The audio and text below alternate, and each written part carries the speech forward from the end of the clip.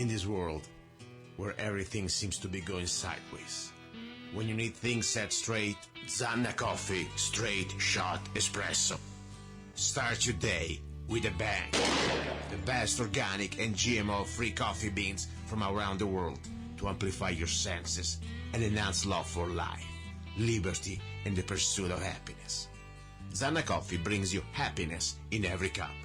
Fair trade, certified, sustainable, organic coffee. That means we do not use slaves.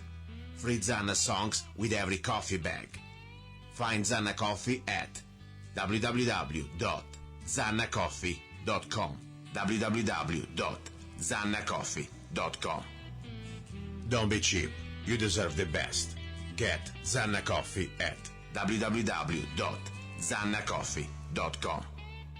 Now the KTOX 1340 AM Tri-State weather. It's clear and 71. Wind is light and variable from the north. Today, clear with a high in the mid-90s. Tonight, partly cloudy with the low in the low 70s. Then tomorrow, partly cloudy with the high in the upper 80s. Tomorrow night, partly cloudy with the low in the upper 60s. That's your Tri-State weather on KTOX 1340.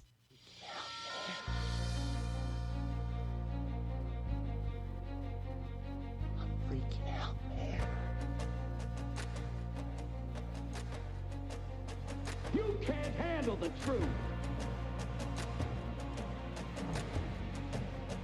You can't handle the truth. What do all men in power want? More power. My name is Luca Zanna. I was an Italian by birth, and I became an American by choice. Our lives and freedoms are in danger. This is not a drill. If you're listening to this broadcasting, you are the resistance. All systems go. Welcome to Love, Guns, and Freedom. We're not afraid. You work for us. Here we go, guys and girls. You're listening to Love, Guns, and Freedom with Luca Zanna on KTOX 1340 AM. I'm almost shaky today. Kind of an interesting day for many reasons. First of all, it is my anniversary. Yes, hard to believe, but I was allowed to stay on the air for 3 years. Can you believe that? Not only time is going so fast, but I'm pretty shocked, a guy like me with my accent, with my probably poor grammar, especially when I get tired, I have this opportunity to be here, and it is great. And I want to say thank you, first of all, to you, the listeners, to putting up with me, and of course to the station. And I need to go back, and I want to thank, of course, the present. 3 years ago, this gentleman who used to be the owner of the station, Mr. Deves, gave me this opportunity. At the beginning, honestly, I was almost laughing. I said, Dave, are you serious? I mean, really, people... What happened? I don't know, but see how big they are. I have a caller on 5. Okay, let them wait for a second. They can stay a second. Anyway, bottom line, I want to thank Dave Ace. That normally I completely disagree on almost everything, or at least, it gets on my nerves on many topics. But you know what? I must give him credit. First of all, he's always been completely pro-freedom of speech. And that's something that I really respect, of course. And he never told me what to say on my show, okay? Even, we had difference of idea. He always gave me complete freedom of speech. And I really want to thank him for that. That's regardless, sometimes we get on each other's nerves. But he's been always very fair with me. And also I want to thank, of course, the new owner of the station, Mr. Rubin. Because as I said many times, this is his toy. And I'm not expecting that what I say must be, make people happy. Honestly, I say what I say. I tell you always what I think. I have no filters. And if people don't like what I say, two things. You can turn it off. And, of course, this station can say, get a hike and take a hike. And that's fine. I have no problems with that. But I want to thank him, of course, because Mr. Rubin has been always like Mr. Hayes. Never told me what I can say or cannot say. Now, this is the beginning. First of all, today is a different show. First of all, it's the anniversary, my anniversary on the air. And I'm very humble. I'm very thankful. Think about it. For a guy coming from Italy, was born in Rome, I tell you, it's still something like a dream. To be here, to share my ideas, my opinions, my fears, my dreams, to engage with you, to be on the air, it is an opportunity. It is a privilege. I consider that a privilege. So, but I would like to make this show a little different. Since normally I do not come to the station. Normally I always broadcast from my Arizona side. And of course, I like to do the show in this way for many reasons. But today is an opportunity to, let's say, interact better with you. So I would like to open the lines, of course. I have some topics that I would like to touch, especially during the second hour. Please do not miss it. Something very important, not just about the Second Amendment, but also about how the federal government is using infiltrators in patriotic organizations or just among regular people to create crisis. And I have a personal experience I'd like to share, very personal. It's something I think you should know. Then, of course, we have the hour about love at the end. We can talk about everything, can go from recipes to, can give you a serenade live, whatever you want, okay? But, of course, it's also your hour. And then, of course, the first hour we'll have a great guest coming right now, probably is already calling, is a guest that has been probably one of my first listeners since the beginning. And I know at the beginning we didn't really understand each other, at least, he's a Democrat. At the time I was a Republican. Now, of course, I'm an independent, you know that. But funny thing, as I said, the purpose of the show was to learn from each other, to all divide, to break these divisions, to break these walls created by the parties, and to become Americans before, become good party boys or party girls, Be American first, and then be a good party boy later. Honestly, shouldn't be any party at all, in my opinion, but that's your right if you want to. Now, his name is Ronald O'Donnell, who is also running for California Senate. And by the way, he won the primaries. I already had him on the show a few times. And he won the primaries in a very historical, let's say, battle against his own party. Because when a Democrat, first of all, stands for the truth, and more important, does not want to drink the Kool-Aid of his own party, how can you go there as an American who believe in the rule of law and support a criminal like Hillary Clinton? I couldn't. And he didn't. He's not supporting Hillary Clinton. So much that Mr. Ronald O'Donnell, even as a Democrat, he will vote, according to my latest information, for Mr. Trump. That I'm not here even to support Trump. As I said, I'm an independent, okay? You can vote for wherever you want. But I tell you something, and I'll tell you more in the second hour. If you vote for Hillary, you are my enemy, and you will have American bloods on your hands. And not just American blood, also the blood of many innocents around the world. If you support peace, and I'm all for you, how can you go out there and vote for such a mass murderer, New World Order whore that she is? Okay, think about it. Remember when she went down to Libya, cold blood murdering the leader of Libya? We came, we saw, he died. Gaddafi. I mean, you kidding me? Syria and Algeria and everything else that you can imagine this woman, she's doing with Mr. Obama. Don't forget Benghazi. I mean, American men were there on the ground dying and bleeding, while we know very well that she was given the order of stand down. And maybe Obama was doing coke in the White House, okay? Seriously. If you don't like what I say, I don't care. But I tell you something, you're always welcome to be here on the air. Now that I will open the lines, I have only two rules. First of all, we are on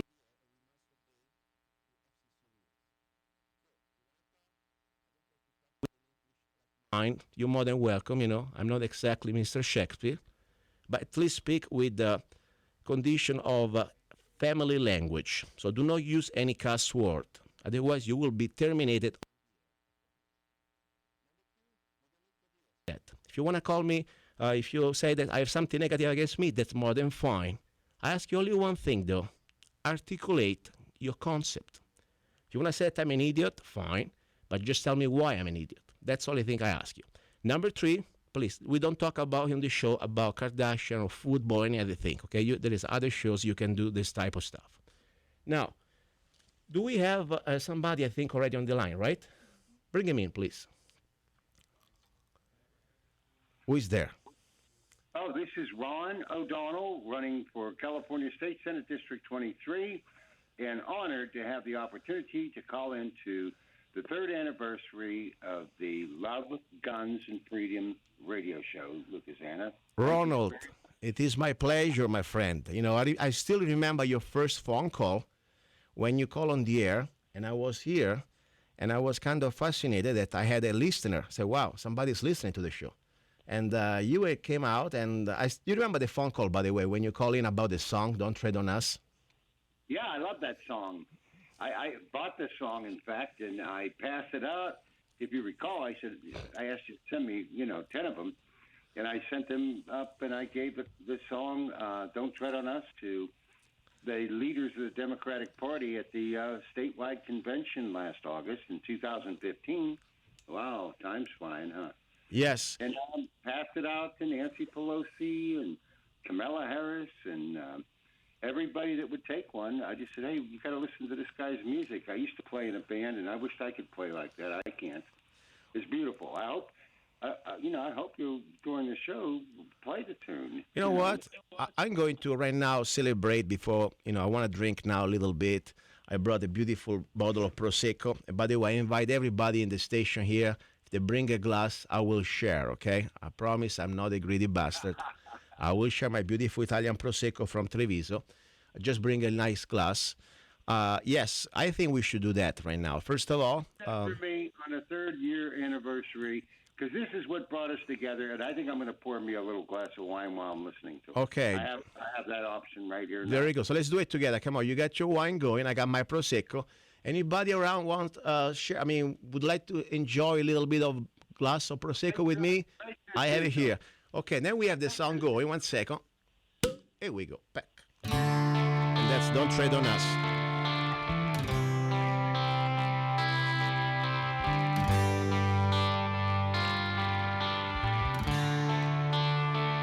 Don't tread on us. We're not afraid. You work for us. We're not your slaves. Don't tread on us. You crossed the line. Soon you will pay for all your crimes. After a long train of abusive and dissipation, now we've lost our patience. Yeah, you're trying to kill our constitution, to kill our pride. Now the wood is dry. Yeah. Don't tread on us. We're not afraid. You work for us. We're not your slaves. Don't tread on us. You crossed the line. Soon you will pay for all your crimes. You keep on pushing us into desperation. You lonely few, our determination, yeah.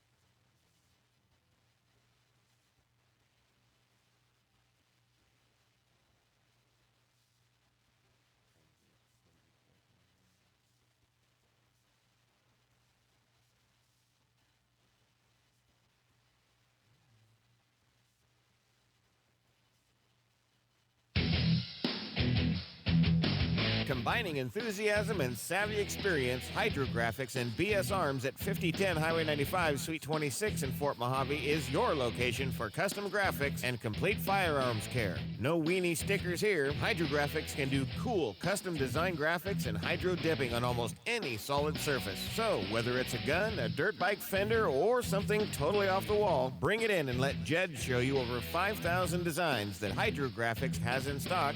There's something there just for you. Bruce at BS Arms can assist you.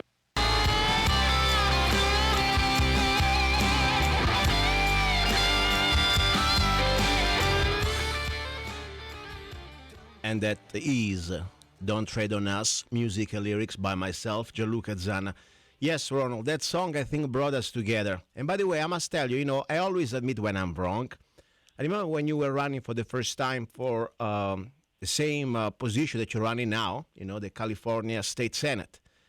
And, when I hear a Democrat wants to play my song, I was having some sort of cringes on my back, and I was saying, no, hell no, because I thought maybe they're going to misuse my song. But I tell you, and as I said, I always say when I'm wrong, I say never judge a person just because carries, let's say, a party member like that, because it doesn't mean anything. You proved me wrong, because I realize that you are an American first and a Democrat after. Let me just say this. I want to go ahead and just say this. After listening to that beautiful music that you wrote and you produced and you sang, because that is your voice. No, let me tell you something. Something I want to be sure everybody understands. I write the lyrics, I write the music, I produce the song. Thank God I do not sing. I mean, I can sing, of course, serenades, and maybe I can do some backup, but with my accent, I would sound like sopranos at least. Try to sing, I don't know, Bon Jovi, okay? Very funny. So I wouldn't do that. No, I can sing your serenade. I'm pretty good at that. But no, in my studio productions, I get the best singers I can afford, and that's what I have. Well, I told you I had a musical background. I Yes. used to play in a band, but that's not why we're here. This is a salute to Love, Guns, and Freedom, to Zanna, from my friends in the United States military and the United States of America law enforcement agencies, who believe that, number one, we are Americans first. Number one, we owe our allegiance to the soldiers and the veterans who have fought and died for our country to allow us to, continue the freedoms that we have today. And to them, and I've been given permission to say this, to you, on our behalf, we salute you. Thank you, my friend. I appreciate it. At least I really do. And as I said, one of the reasons why I wanted to start this show was to break the barriers, to say, no, let's stop. That's why I burned my Republican card, because I don't want to be a Republican anymore, especially when I realize how crooked the party is. And don't get me wrong, there are a lot of good people out there that trying their hard to keep the party together, at least the principles, because my allegiance is not to a party. When I became an American, I never swore an allegiance to any party, to any man, or to any woman out there. It was to the ideals, to the Constitution, to the principle expressed in the Declaration of Independence, and to the Bill of Rights, that it doesn't give us rights, but enunciate, reminds us the rights that we have. So that's for me my allegiance. That's why I said, I cannot be on the show and be a party boy. Because when it comes down, I was the first one to denounce Bush. And by the way, is it funny? People used to laugh at me or used to call me names 10 years ago. And now let's look at reality. And I wish I were wrong, trust me. When you see the all Bush family officially endorsing Hillary Clinton, does it tell you that maybe something's wrong? Yes, it is. The same story with the Democrats. I mean, guys, come on, guys, stop talking and thinking that you owe any allegiance to a party. Look at this woman who really is. I don't even think she's a woman. I think she's a devil, but that's another story. Now, listen to me. That's why I support you. That's why even sometimes we have maybe some differences in socioeconomics. The fact that you are ready to pretty much put everything at the stake, losing also the support from the party. We talked about a few shows ago that your party does not support you and they prefer to have the Republican winning because you are not there to kneel down and support Hillary. You say you want to vote for Trump, right? That is correct. And can I, first of all, say something here, Zanna? Of course. I would love to say, I want to do a shout-out to people that I met through your program. George Repke in Germany is one that I can just think of off the top of my head. William Lassell, okay? He's in the Middle East. Alicia, she's right there in Kingman. I even met Patricia Rodriguez. She's an attorney, born and raised right in Kingman. Wow. Never met her. Interesting. Okay, hopefully she's going to be able to call in later. Mm-hmm. But she is now. I just appointed her 2 days ago to the California Democratic Party Central Committee in Sacramento. If you recall, the first time I called you, I appointed another attorney, Lenore Albert. who's now running for Assembly District 72 in Orange County, California. Yes. And she's on the ballot for November. So what I'm saying is our movement from the very first show you ever had till now has resulted in 3 candidates. Listen, and as I said, you're right. Another important thing I realize this show is bigger than, of course, than me and the show itself and the radio. Because first of all, I thank KTOX to broadcasting the signal locally. But the idea is beyond KTOX, is beyond also the area where we broadcast. Through the internet now, we are reaching so many areas out there. I mean, listeners in Italy. My Democratic card with it because I was about ready to do it that day. And I said, hey, I can't because I have this opportunity right now and I need to utilize it. And look what's happened now.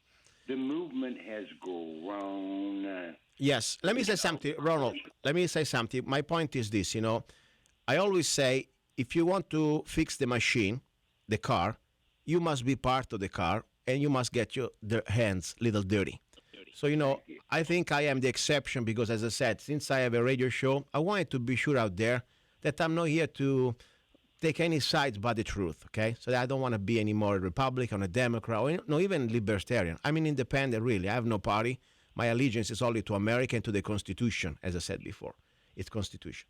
But the idea is, but for you guys, out there, I think it's very important, like what you're doing, like I hope also other Republicans, what they're doing, to be part of your party, and more important, change the party from within. And when I say change, I don't mean change in a say like Obama says. No, keep it honest, keep it truth, keep it to the point that, if you are a criminal, you should be exposed. I don't care if it's your party leader, if you're chairman, or if you want to be president. We put the truth first. We put the rule of law first. We put the Constitution first.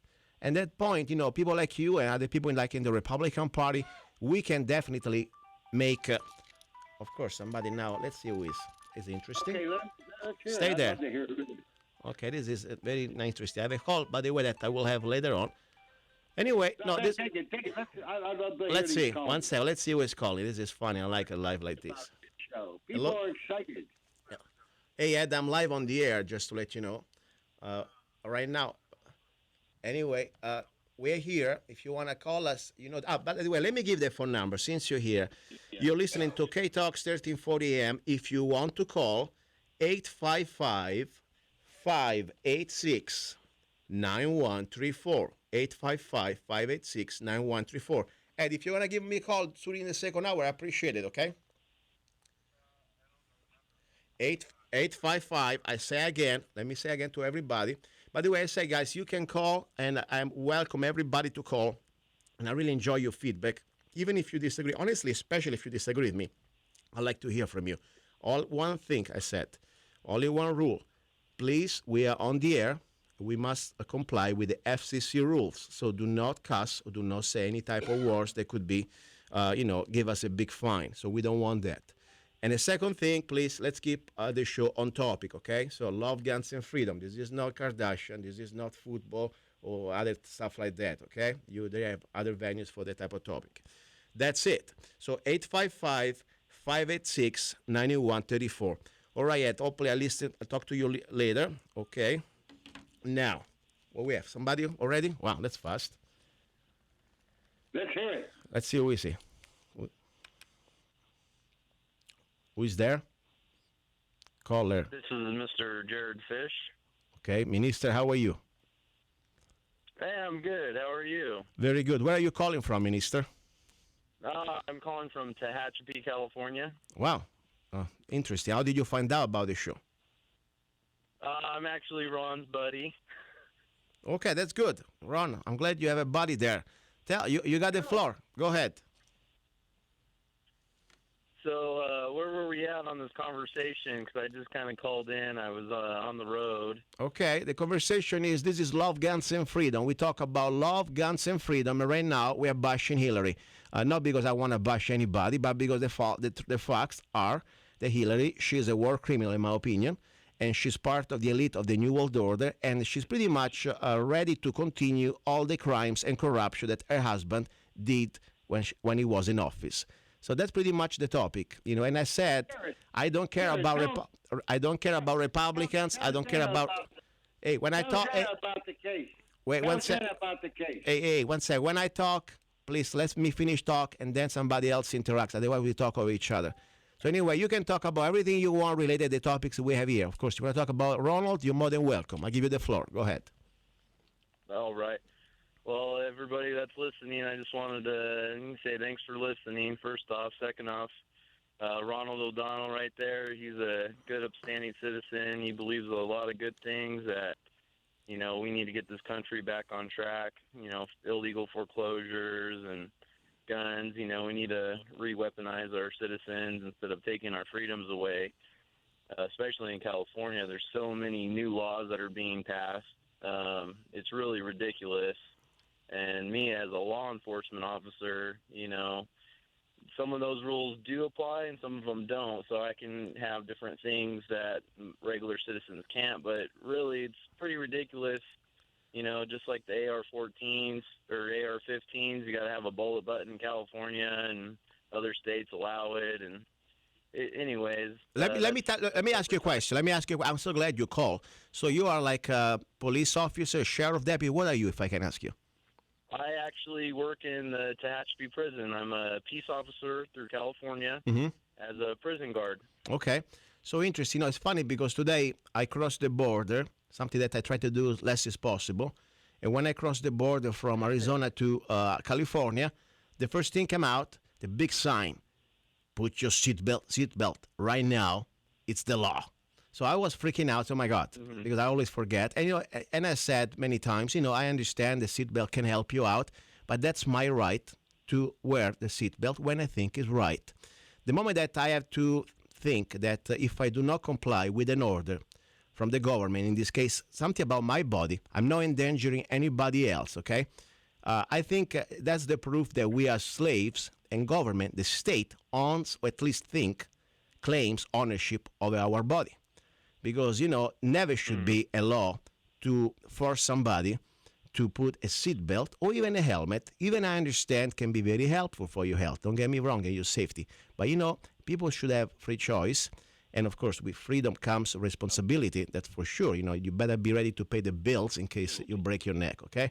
But that's another story. Correct. So the point is, that the first thing really freaks me out. And then, of course, when you talk about the AR-15, today I was saying to a friend of mine, Mike, when I just came, I had to come back home after I was already 5 miles on the road because I forgot that in the back of my truck I had 2 empty magazines for some of my AR-15s. They are pieces of metal. That's all they are. They don't shoot. They don't start to jump. They don't explode. They're just regular 30 rounds magazine. That in Arizona, I am a law-abiding citizen. If I cross the border, come to California with that piece of metal, automatically I become a potential felon. So that's pretty much very scary. Seems like almost going back to Italy, seriously. Yeah. Anyway, listen, I appreciate your call. Thank you very much, and also for your support for Ronald, okay? Thanks. All right. Thank you. Ronald, you got a great support there, also from peace officer. From your show again. There'll be more. I'm telling you, there's a lot of people that will surprise you that support what you're saying, but they don't have the courage to speak out because they're afraid of losing their job. If they speak out against Hillary Clinton, they could, like what happened to me. They attempted to arrest me twice. In fact, they arrested me the first time. They actually did arrest me in Pennsylvania when I was 5 minutes from testifying at a trial in Pennsylvania, in a state court proceeding, and I was arrested in the parking lot. Wow. And then here, I was arrested when I tried to give them $1,000, to pay my filing fees, and there was a sheriff there, but I had, a state law enforcement officer right standing behind me that drove me there. Okay. They tried to arrest me when I went to the mall where the Democratic Party headquarters is. And I'm just saying to you. We have another caller. Wait, stay there. We have another caller. Caller, go ahead. Hey, Luca, this is Frank. Hey, Frank, how are you, my friend? Good. I just wanted to call and congratulate you for 3 successful years on KTOX. Hey, listen, I appreciate it. By the way, you were with me the first day when somehow Mr. Hayes created the monster here. You remember that? I remember still the day when I came dressed as a monk for the religion of freedom. You remember that? I do. That was fun. That was fun. Anyway, I want to thank you guys. You always try to, at least, even as I said, with our differences, at least they always gave me the chance to express my opinions and whatever I believe. And by the way, I remember also during the time of the famous software recall and the lawsuit against Mojave County, for the McCain story. KTOX has always been there, the front line, and also on the second line, because there were not many other stations out there beside you guys. So I want to thank you, okay? Yeah, I remember walking that picket line up there at Sockwell's office. Yeah, that was fun. That was really fun. We gave him some good time, man. Yeah, well, I hope you continue on with your show. Thank you. I appreciate the call, Frank. I appreciate it, okay? Okay, have a good day. Thank you, my friend. Bye-bye. All right, as I said, this is everybody here is welcome. I really appreciate it. And as I said, if there is people that out there want to say something that normally you cannot say, because normally I record the show, this is the opportunity. Go ahead. Another caller. Hello, caller, you're on the air. Oh, me, Luca? Yes, where are you? I'm Ed from Plum Crazy. Hey, Ed, how are you, my friend? Good. I'm out detailing a VW bug I bought yesterday. Wow. So now we went from $150,000 Maserati. We went down to how much for this, what is this little new bug that you have? Yeah, I bought a little Baja. My wife the other night said, Ed, why don't we get ourselves a little Baja? So I went out and bought one. What is exactly Baja? Explain to me, because I'm from Italy. Sometimes I'm a little slow with this stuff. Baja is ours is a 1967 Beetle. Yes, and basically okay. what they do is they tear the fenders off, they raise it up a little bit, they put some bigger tires on it, and they put some fiberglass fenders and whatnot, so you can go out in the desert. They're not 4x4s or anything, but you can go out there and They're kind of fun. I see. maybe half. Yeah, they're fun. And it's something. They're cheap, $3,500. You can't beat that. You go out and buy a Polaris for $20,000. It's just like, what a waste of money. Wow, interesting. Yeah, that's good. I want to see that. By the way, I was having you down for next Sunday. If you're still okay with me, I wanted to do a very special broadcast from your $150,000 Maserati while we'll drive around Lake Havasu. We will talk about, of course, cars. Normally, I don't talk about cars, but the reason why I want to talk to you about cars was about the proof that we are already living under a communism, let's say, system, when you have a state that can charge you a crazy amount of money just because you have a car that you paid more. I mean, I think we all should be equal. I believe in equality. So, I don't think we should have different type of fees for different type of cars. If you're able to buy a more expensive cars, good for you. And I don't think the government or the state should punish you. Remind me exactly how much you paid for your registration and your license plate for your Maserati, because I'm still in shock. I haven't yet. What's going on is they gave me basically what is a basically they showed me what I expect to pay, and they broke it down. But they told me that they have not received the paperwork from Maserati yet, so they just gave me a temporary to put up in my window. So as of right now, I haven't paid anything. Mm-hmm. And I am waiting for them to call me. But I remember just the plate alone. This is not their ridiculous fees that that goes along with it, but just the plate was $1,500. Just the plate. Wow. And then I don't know. They're breaking down the rest of it, and I'm just looking at it going, wow. But I've noticed there's a lot of people that buy high-end cars, and they're basically they register them in New Hampshire, Montana, Oregon, and I believe Nevada. And what they do is they have a residence there, a property, and they dodge the state tax, and they dodge the state registration, and then they basically register it out of state, which is wrong, because if you're going to buy something, you pay within the state. I mean, I don't agree with the high expense that they're charging you, but I'm not going to go out and dodge because we have a residence up there in New Hampshire. Mm-hmm. I can go ahead and register things for nothing up there. and then dodge my plates here in Arizona. But I'm not going to do that. Yeah, I understand. It's unfair to you guys, it's unfair to everyone else. For me, unfortunately, it is really, it gives me heart attack, this idea. It's not even about the money, it's the principles, seriously. Because that shows, that, unfortunately, that there is a system that where 51% of the people get together and they can say, by the way, now you're allowed to have this. Now you will pay this because we say so. And that's never was the idea of our founding fathers, never was the idea of our republic, where everyone's rights supposed to be defended. Even if you have a 1% against 99%, that's still your property, okay? And that's now, of course, the last 50, 60 years, we get brainwashed, we get cooked slowly in the cold water like frogs, that after all, you got to pay this, you got to pay that. People maybe forgot that before 1913, we did not have income tax, before the creation of this monstrosity called the private Federal Reserve. And we still, because by the way, in the Constitution doesn't exist the income tax with the income of the individual. Same story now, the state getting away, starting to get creative, because after all, it's for the kids or for the children or for the school system. I just pay my little bill for one of my properties for property taxes in one of the county in Arizona. I have some properties, and the school system was taking about 70% of that bill. And I don't have any kids in school. I mean, is that not different from Obamacare, where they try to force you to pay for a product that you do not want or maybe you do not need? Seriously, that's extortion. That's legalized extortion. Because I believe in charity, I said, but I do not believe in government just because you have 51% of the people, they can get together like a bunch of gangs and they say, okay, now legally you will pay that or go to jail. So, I never own a new car. One of the reasons why I never own a new car, first of all, I'm not rich as you are. But regardless, I refused the idea. Even when I was a kid, I was in Italy. My father used to be a car dealer.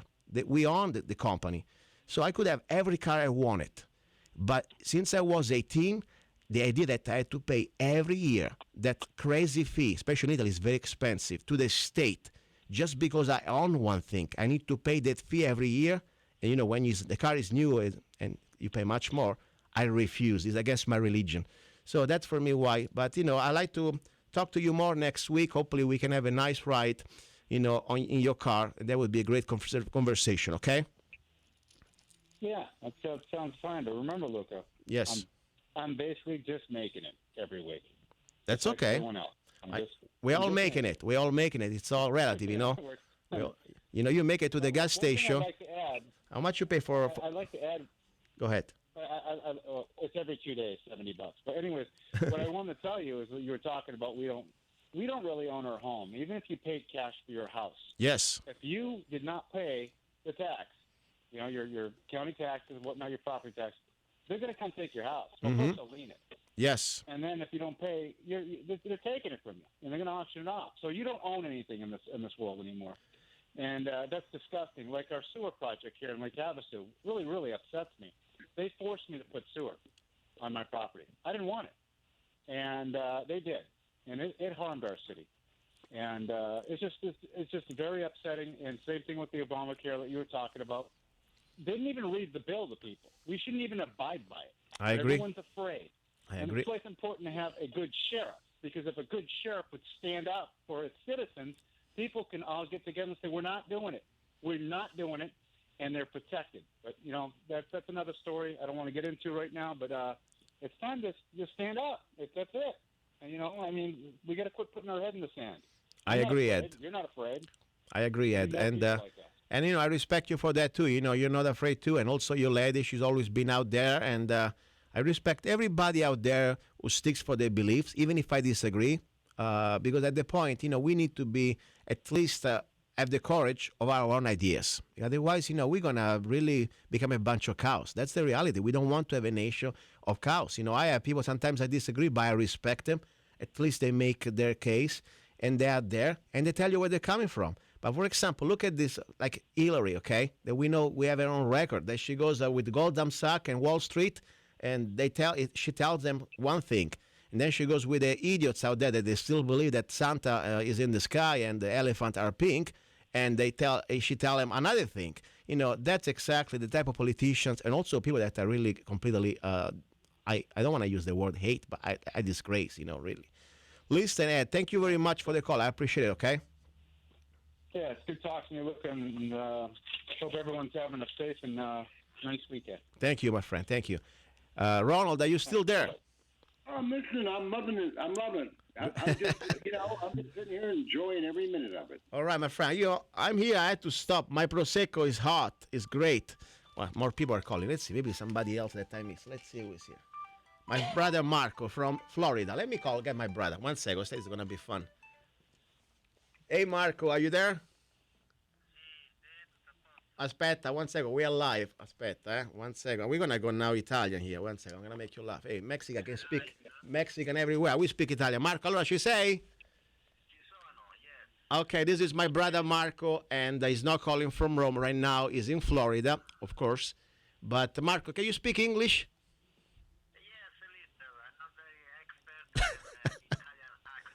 Okay, Marco, we are here live on KTOX 1340 AM, and I was doing the oil business. By the way, my brother is into the oil business. He imports the best extra virgin olive oil from Italy. How's it going business there, Marco? It's good. Everything is good because we import the high quality product, and with the company, the slogan is PFI, PFY.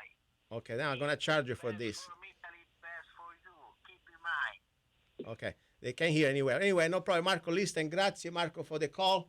I got to go. We don't have a signal very strong. But, if you want to call Marco, let me give you a phone number. Since this is an open call to everybody, write it down, Marco. Are you ready? Yeah, just to say hello, everybody. Yeah, but shut up 1 second. Listen, write it down. Call this line because this doesn't work. Write it down.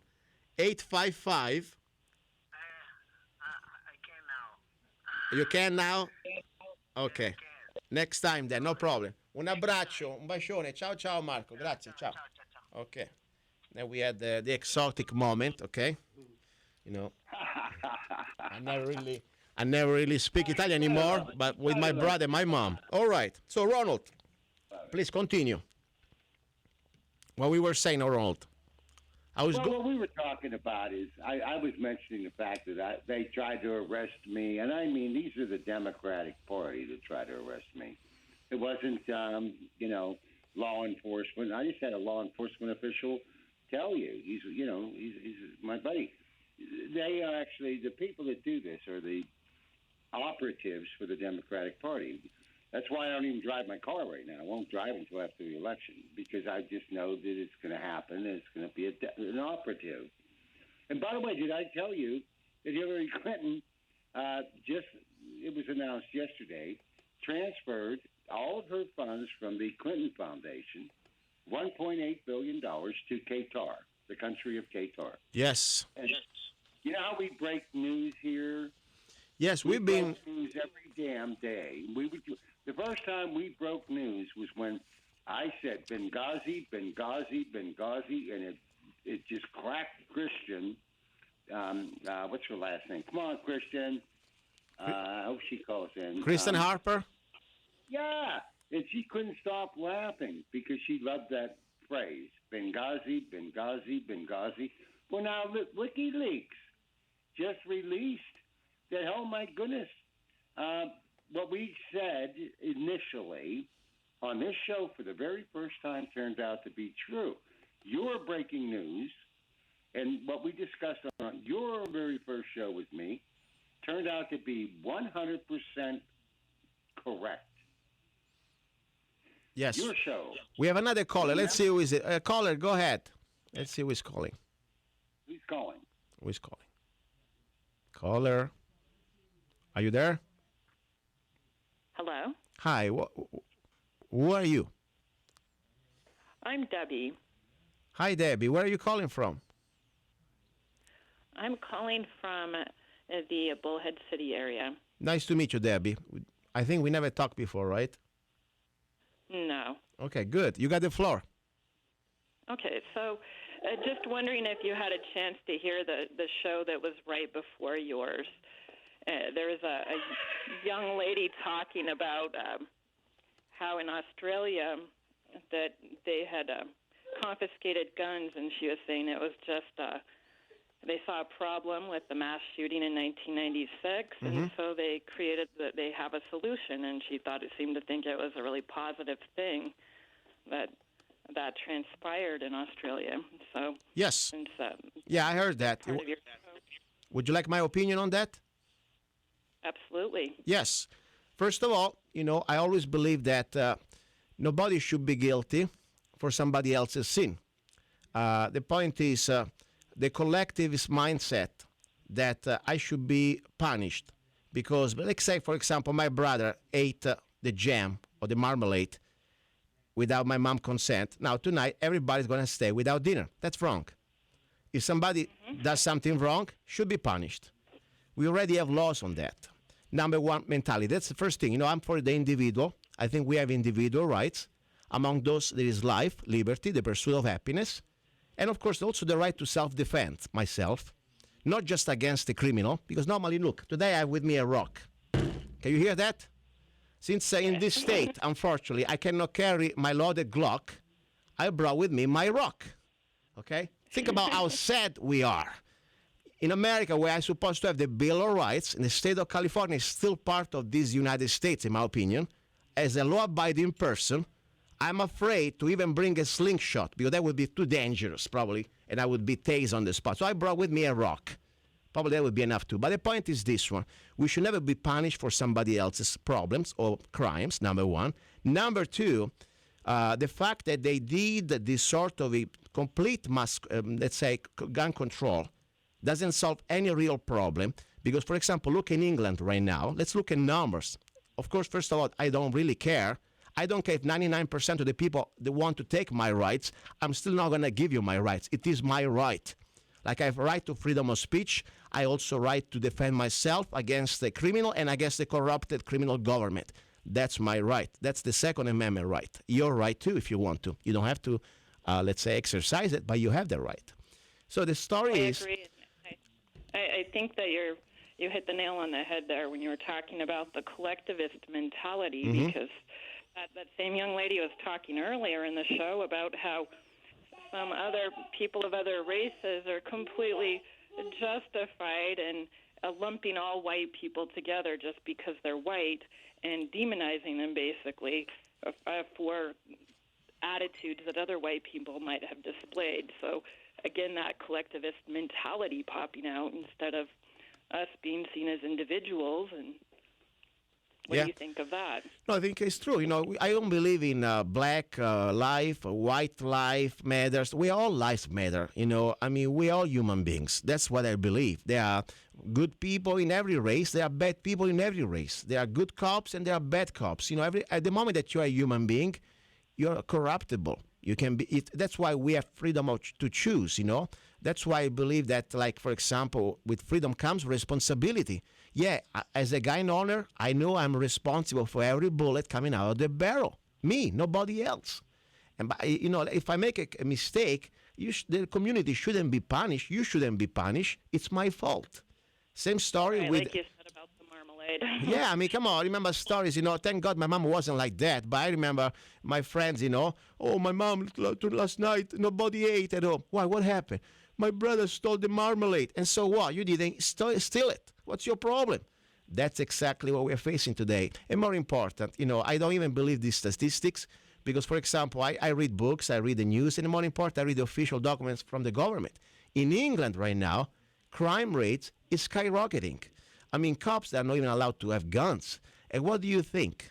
Look what happened in Paris, the most high gun control area in Europe, like England, like Italy, when they went down with AK-47 full automatic that not even a regular, probably, citizen could ever have, even with all the permits.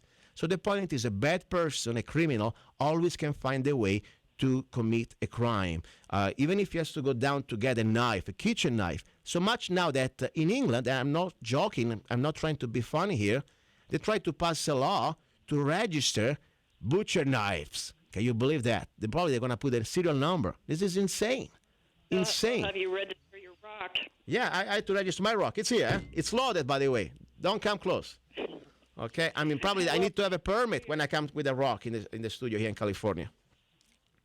Okay, well, thanks for your opinions, and it's good listening to you, and keep up the good work. Thank you, Debbie. I appreciate it. Thank you. Okay. Good Bye-bye. call. Thank you, Debbie. Okay, Ronald, are you still around?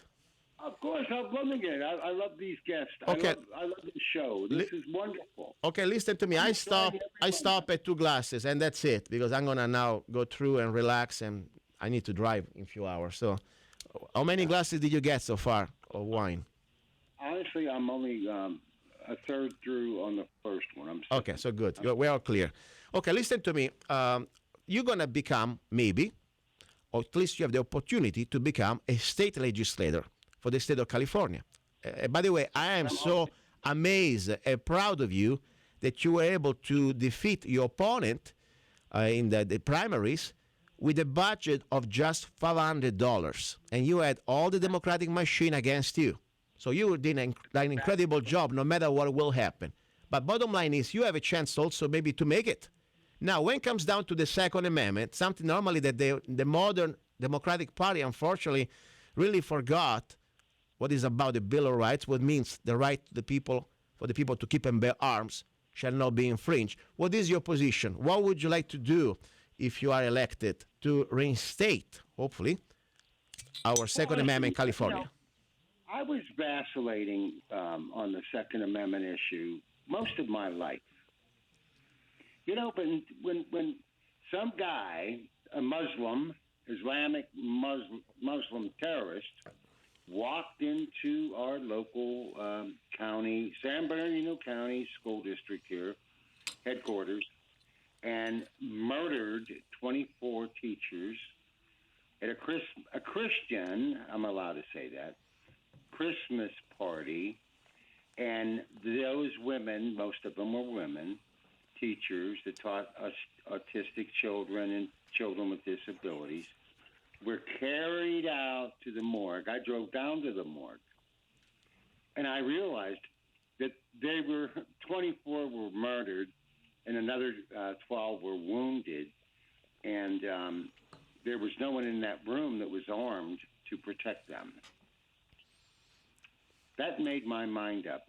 And I may sound, and I'm being called a racist and a white supremacist and a member of the Ku Klux Klan and all kinds of names, because what I'm saying is I support that at least if one person was in that room that was armed, covered, carried, trained, even if it was a teacher, that then it would have saved 24 lives. Maybe not all of them, but maybe half of them.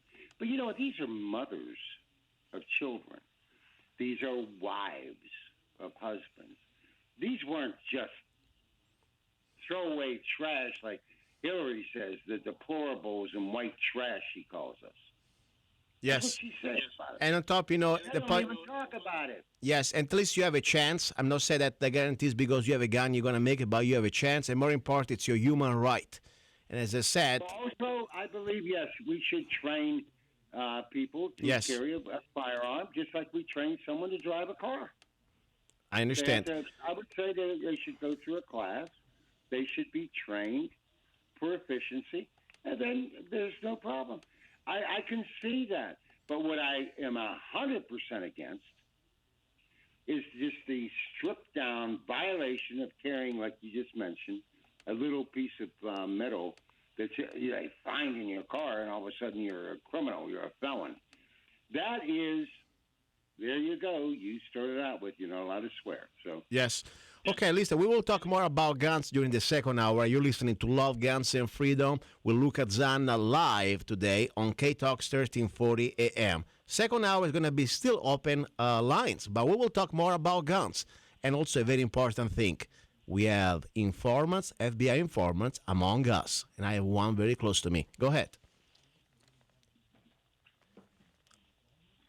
How many more minutes do we have, Denise? 2 minutes. Hey, just to let you know, before I forget, we have 2 more minutes. Just to let you know, please, listeners, this show and this station needs your help, okay? So support the sponsors of KTOX if you can. We talk on this station about things that normally many other stations you wouldn't even know allowed to think. Forget about to talk. If you want to support myself and Love, Guns, and Freedom, of course, you can go to one of my many websites. One of those is zannacoffee.com. zannacoffee.com. Great organic coffee. that, by the way, you can have 3 different blends, Route 66 coffee, and then you have also 1776 and straight shot espresso. Now, more sponsors you can find out also on lovegunsfreedom.com. Now, believe it or not, I need to switch to my next drink. Is going to be ginger brew, triple ginger brew, non-alcoholic. This is completely good stuff from Trader Joe's. By the way, it's not a sponsor. Now, don't forget, I have the new book. Believe it or not, I can write. Not only I speak with an accent, but I also can write. It's called Lyrics and Poems by Luca Zanna. You can go on Amazon.com. Also, you can go to Zanna.us. Zanna.us. Now, we are ready for the next break, and after we'll see you in hour number 2. Okay? Here we go.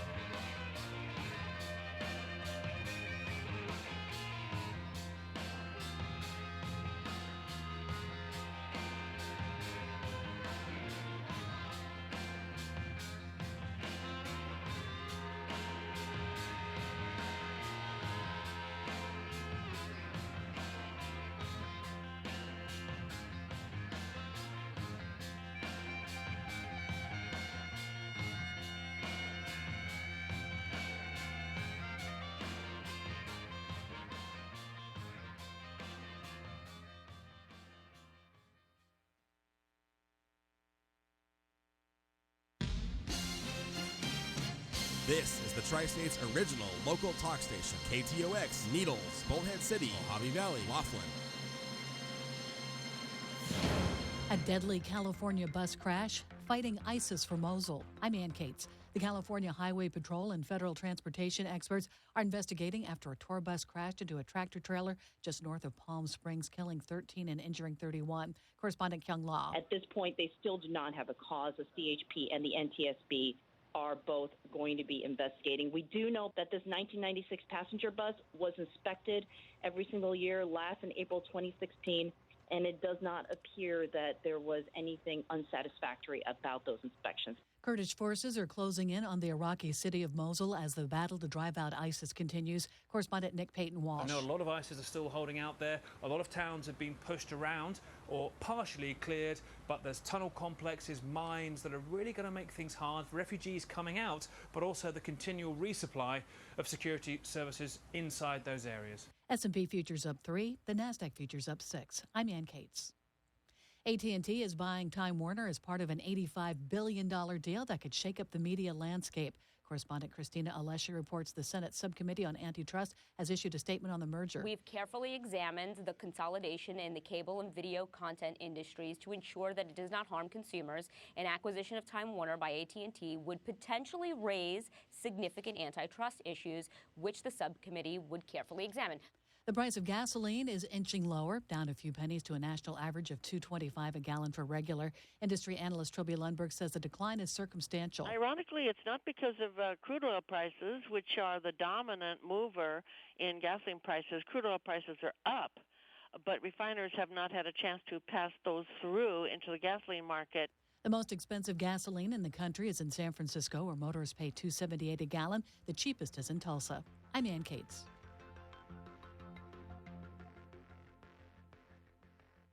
I'm Nick Soboleski, a Select Quote agent with a true story that could save you hundreds of dollars a year.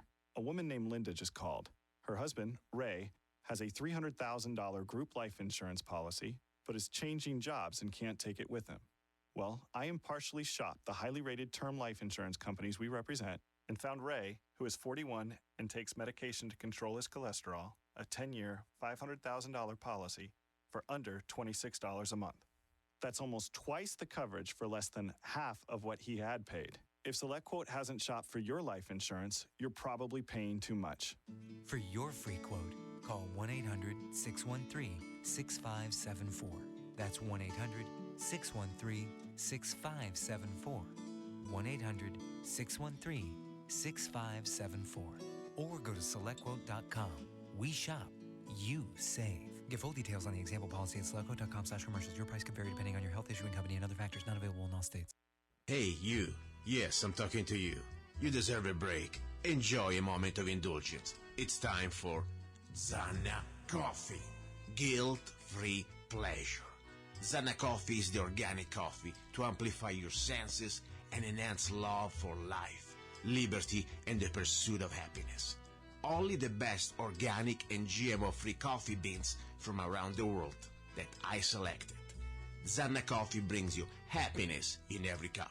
Fair trade certified, sustainable organic coffee. That means we do not use slaves.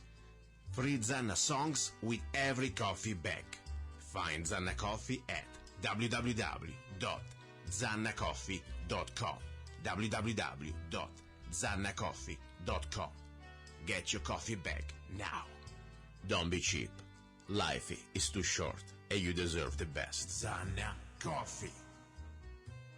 Now the KTOX 1340 AM Tri-State weather. It's clear and 71. Wind is light and variable from the north. Today, clear with a high in the mid-90s. Tonight, partly cloudy with the low in the low 70s. Then tomorrow, partly cloudy with the high in the upper 80s. Tomorrow night, partly cloudy with the low in the upper 60s. That's your Tri-State weather on KTOX 1340. You're listening to Love, Guns, and Freedom with Luca Zanna on United States .fm network.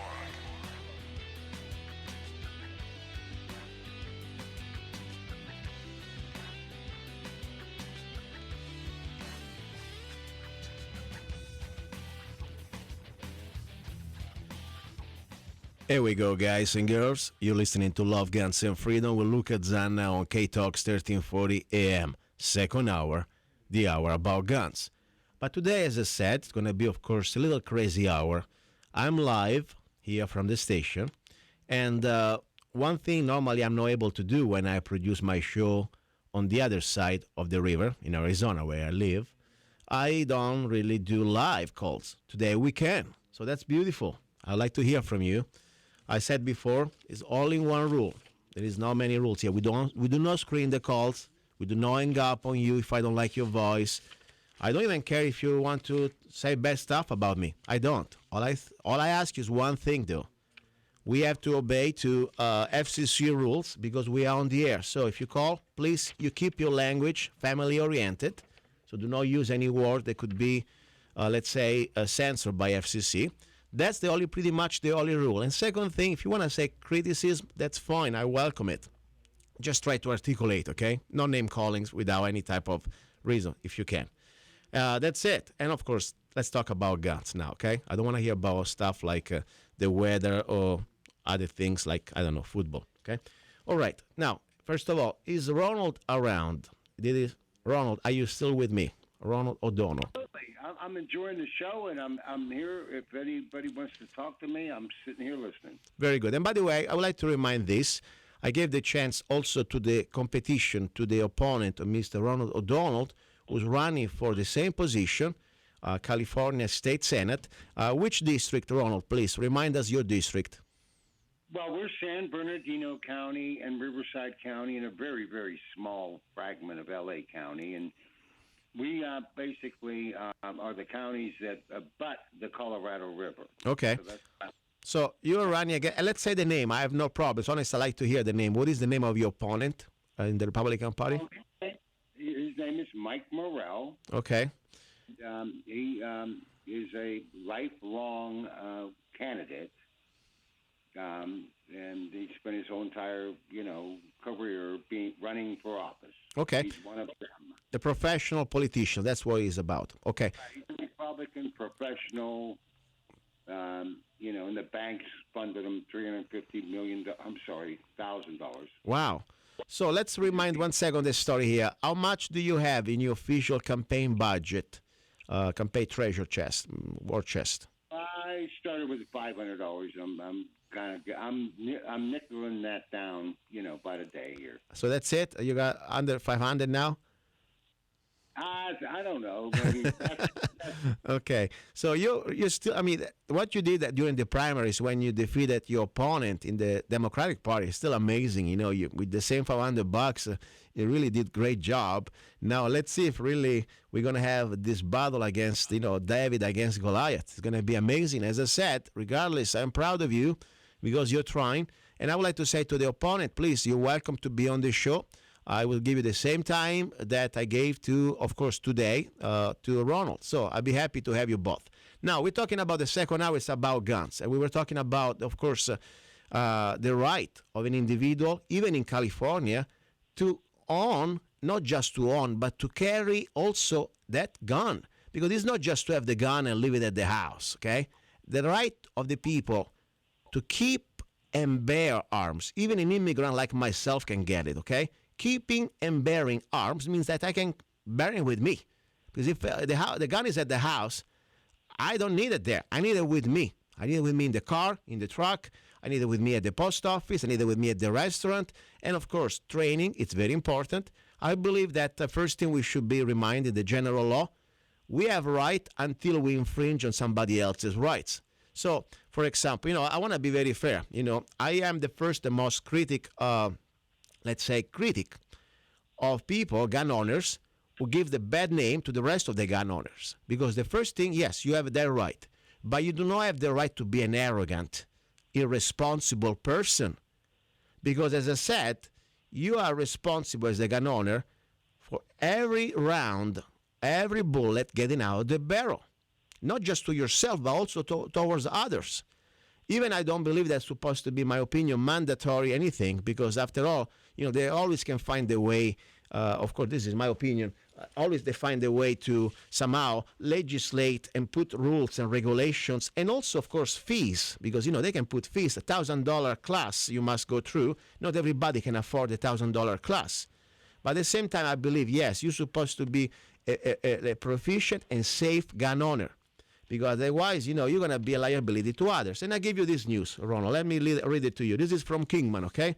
A very highly, let's say, conservative area, at least Republican. I don't want to call conservative because they are not conservative at all. They spend more money in the city of Kingman than I think in California probably. But when it comes down to guns, there is a very high percentage of gun owners. And of course, what I like about Arizona, we have the constitutional carry. That means we do not need to have any type of special permit or license to conceal a weapon. As a law-abiding person, we can buy the gun through the shop with a background check, FFL license, the typical standard procedure, or you can buy also privately. That's great.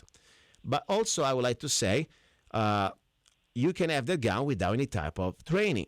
Now, I'm the first one to say we should train. But I say should means it's my moral responsibility. I'm always looking for more training. It's my duty. At the same time, I don't think, government should set the rules just because you have a gun, how many hours or how many schools, because otherwise it could be also there a loop. They can control you. But let me tell you the arrogance of this story.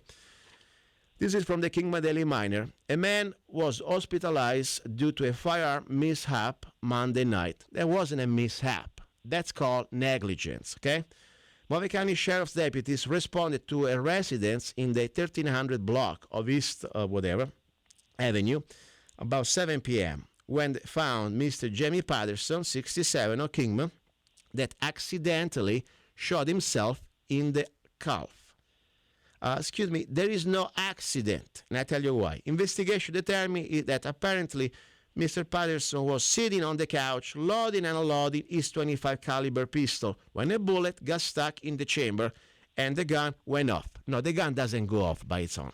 Let me tell you something. It is not like a magic voodoo or out of the blue, the night of the zombie and the body starts to get out from the tombs. No. The gun goes off only if somebody squeezes that trigger. Simple as that.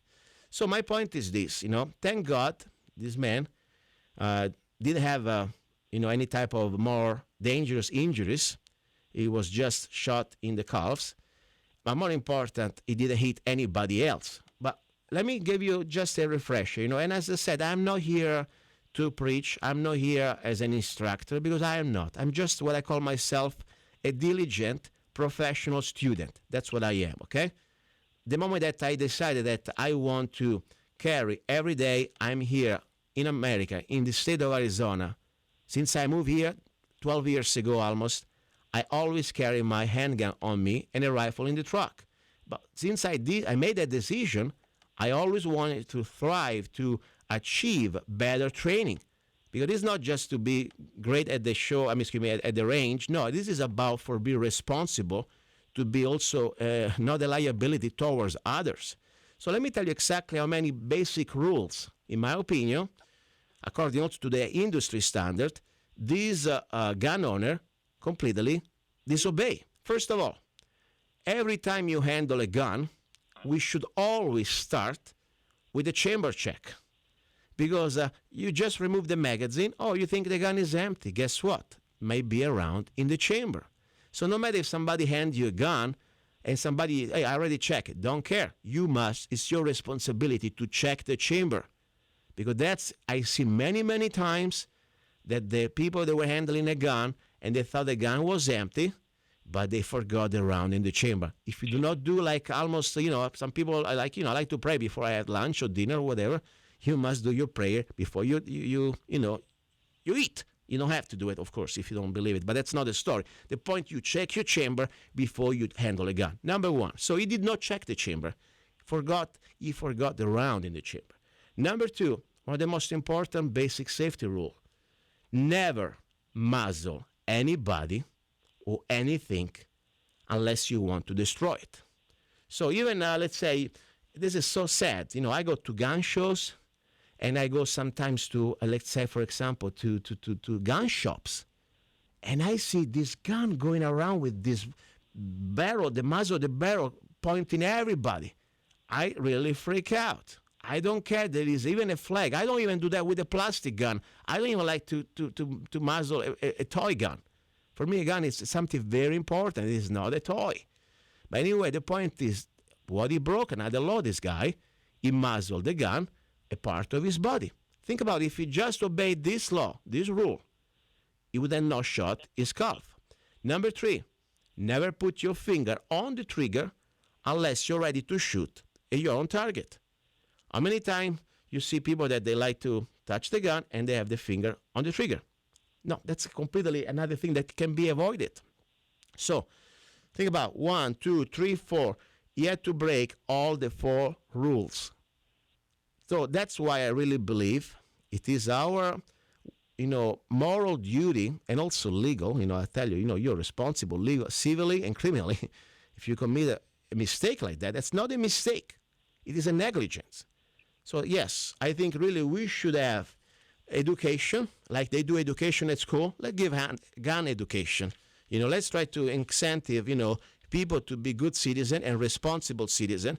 That would be a good way that I would like to see my property taxes, at least at work. Let's give some good gun safety, and also, of course, gun marksmanship at school, and I would feel better to pay these damn property taxes that they're an extortion. Ronald, I give you the floor. Let me drink.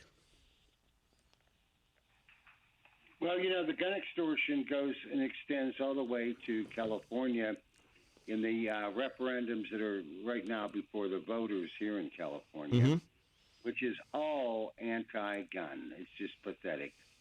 And what's really the problem is the Democratic Party is 100% against, guns in the hands of citizens. Now, here we go again. I'm against that. Because, my whole position has been take the guns away from the criminals and the drug cartels and just hand them to people that are just average American citizens that, okay, if you require training, I'm all in agreement with that. But they would have the right to go ahead and carry and bear arms in meetings like the meeting where 36 people were shot, 24 were murdered. The others were severely injured because they didn't have the right to bear arms. They were not even allowed to go ahead and think about it. We need to stop the mind control set in this state regarding gun control. and it's on the ballot this time, and it's going to pass. You'll have a military state in the state, and even the military doesn't want it in the state. They need help. The only people that will have a weapon in this state after this election, if it continues, are the criminals, because, of course, they don't follow laws anyway, right? Yeah, and also not just the criminals, Ronald, also the politicians. You know, there was a law just passed recently in the state that shows exactly that we have two sets of laws. The laws for the slaves, the citizens, the taxpayers, and the laws for the elites. In this case, the politicians. So all the latest gun restrictions, let's say all these sort of gun regulations, completely gun control laws that Mr. Governor Brown just signed, do not apply to the politicians in Sacramento. Did you know about that? That was a specific caveat of the law. I mean, they do not have to obey to all these restrictions. Are you aware of that? Well, they're the elite, and I'm not. I know, I understand, but my point, think about that. This is they put it down in writing, in law. That's so unbelievable. So, and I know you're different. I'm afraid to say how I really feel, but I'm going to say it now that I finished off that. Mm-hmm. They are the people we're talking about. They are the mob. They are the criminals, and they are the drug cartels. Hello. Yes. No wonder they want to take arms away from us. It makes it much easier to rape, rob, and steal with authority. Yes. So they can take you home, even if they don't have any type of legal right to do it. They can pretty much force you also into submission if you don't want a vaccine, and your son doesn't want a vaccine. We have another caller, Denise? Go ahead, caller. Yeah, good afternoon, Luca. Hey, Greg, how are you, my friend? Where are you calling from, Kingman? No, this is Charlie. I'm calling from Topak. Okay, good to see you. How good to talk to you. I wanted to call and congratulate you on your third anniversary, and I hope you keep up the good work. I have a terrible time trying to send emails from where I'm at because I'm in a hole. And I have to either climb out or go to a place that has Wi-Fi. But I am an instructor, and the number one rule is you treat every gun as if it is loaded, always, unless the thing is disassembled. One time I taught at a Boy Scout camp outside of Flagstaff, and I had to go to Flagstaff to get supplies sometimes. And we were in a laundromat doing some laundry, and one of my friends that he was in the EMT and taught a course there, he had his firearm on his in his holster on his belt, and the girl there was talking to her boyfriend, and somehow he got the impression that somebody was waving a gun around. Of course, you know, a whole bunch of cops showed up, and we're sitting in the parking lot, and I saw one pull in and then another one, and I told my friend, I said, we're going to get roasted. And sure enough. And so they looked at everything this guy had, and since we were in the woods for, 4 weeks, he had his guns locked in a chest in the back of his blazer.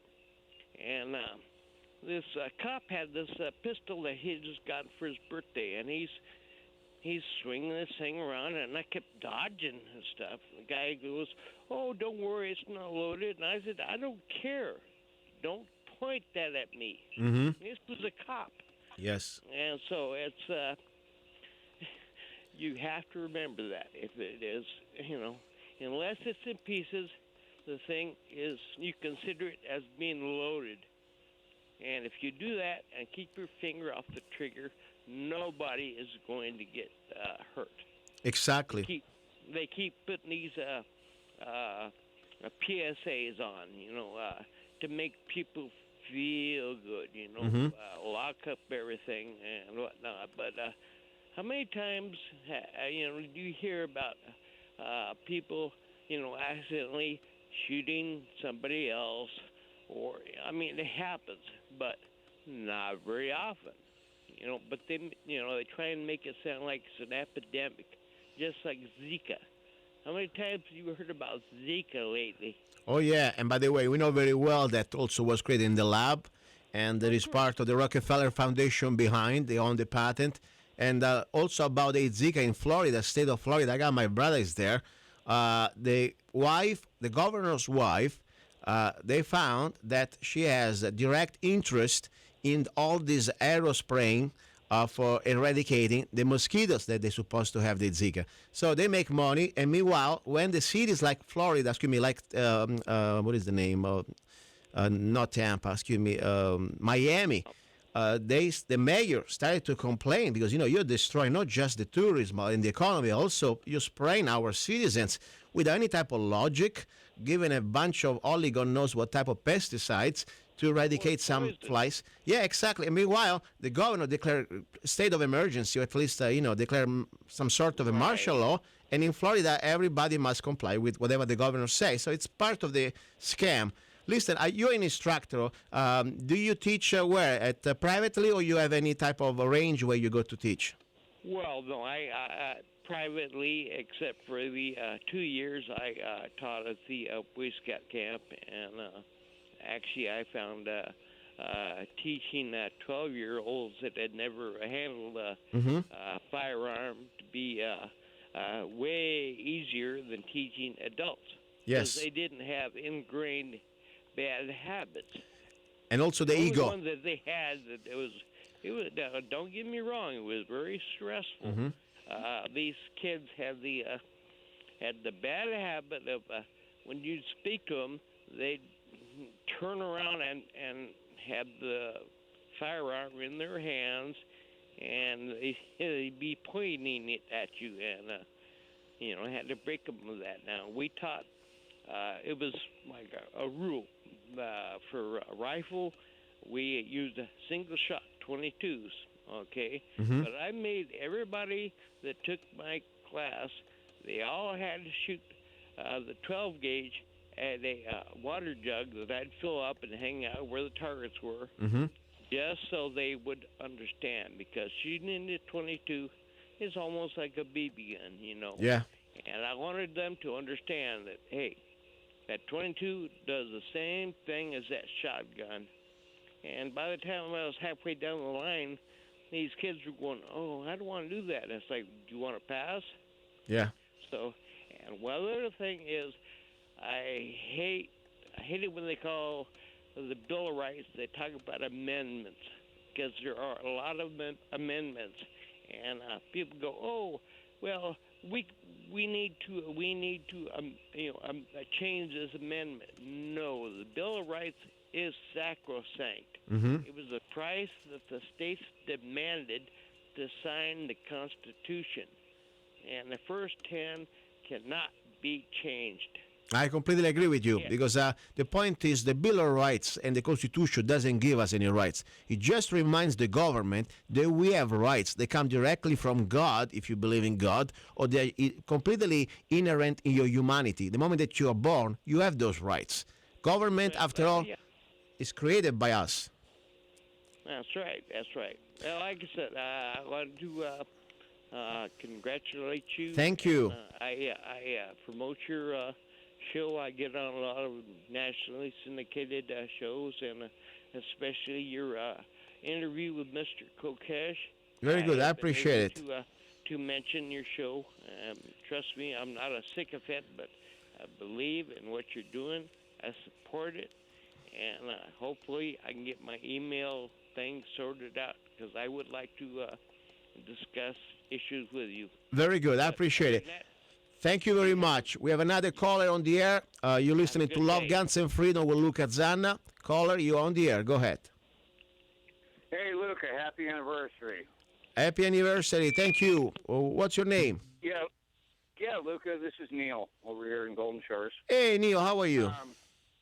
I'm just fine, buddy. On your subject of guns, probably about 15 years ago, I lived here in Golden Shores. I had a girlfriend move in me with 4 small children.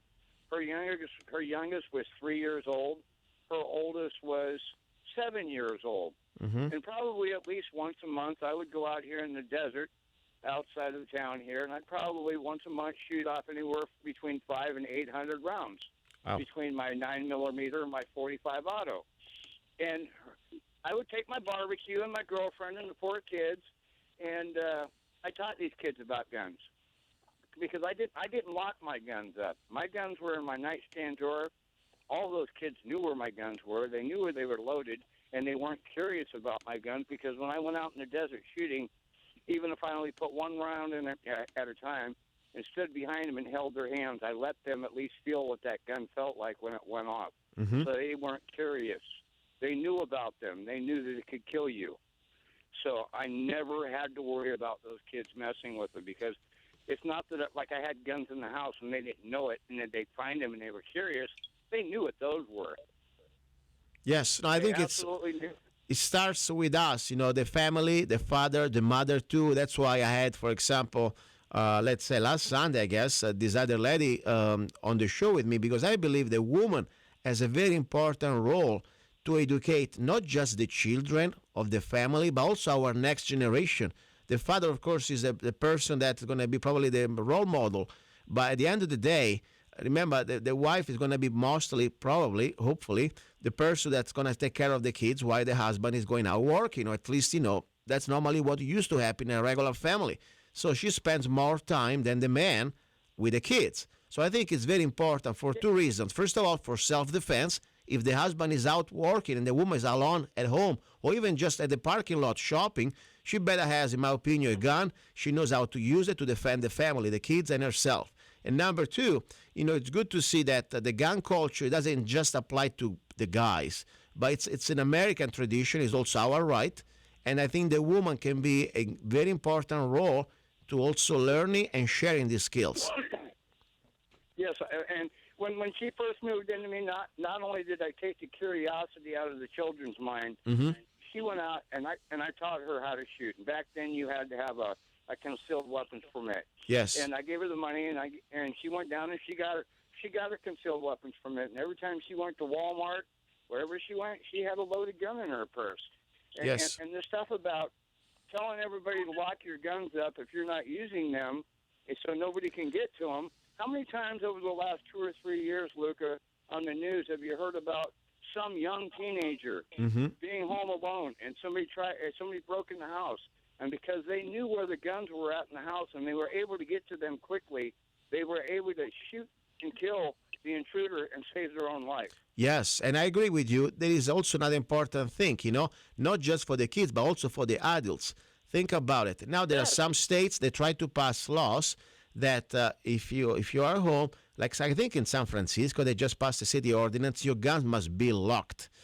So the point is, the safest place, in my opinion, that where you can have your gun, especially if you are in the house, it is on you, on your holster at 3 o'clock, or whatever other position you like. Because at the end of the day, people feel very secure. It's a false sense of security. You are in the house, you think my door is locked, I'm going to be fine.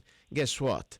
Unless you live in a house with a little bit more sophisticated, let's say, safety system, the average American home made of drywall, made of frames that you can pretty much, with one kick, I can open your door. Your average American door, I can open it with one kick. And I'm not an expert, okay? I'm a regular guy. But you can see that the frame is made of plywood, okay? Or whatever it is.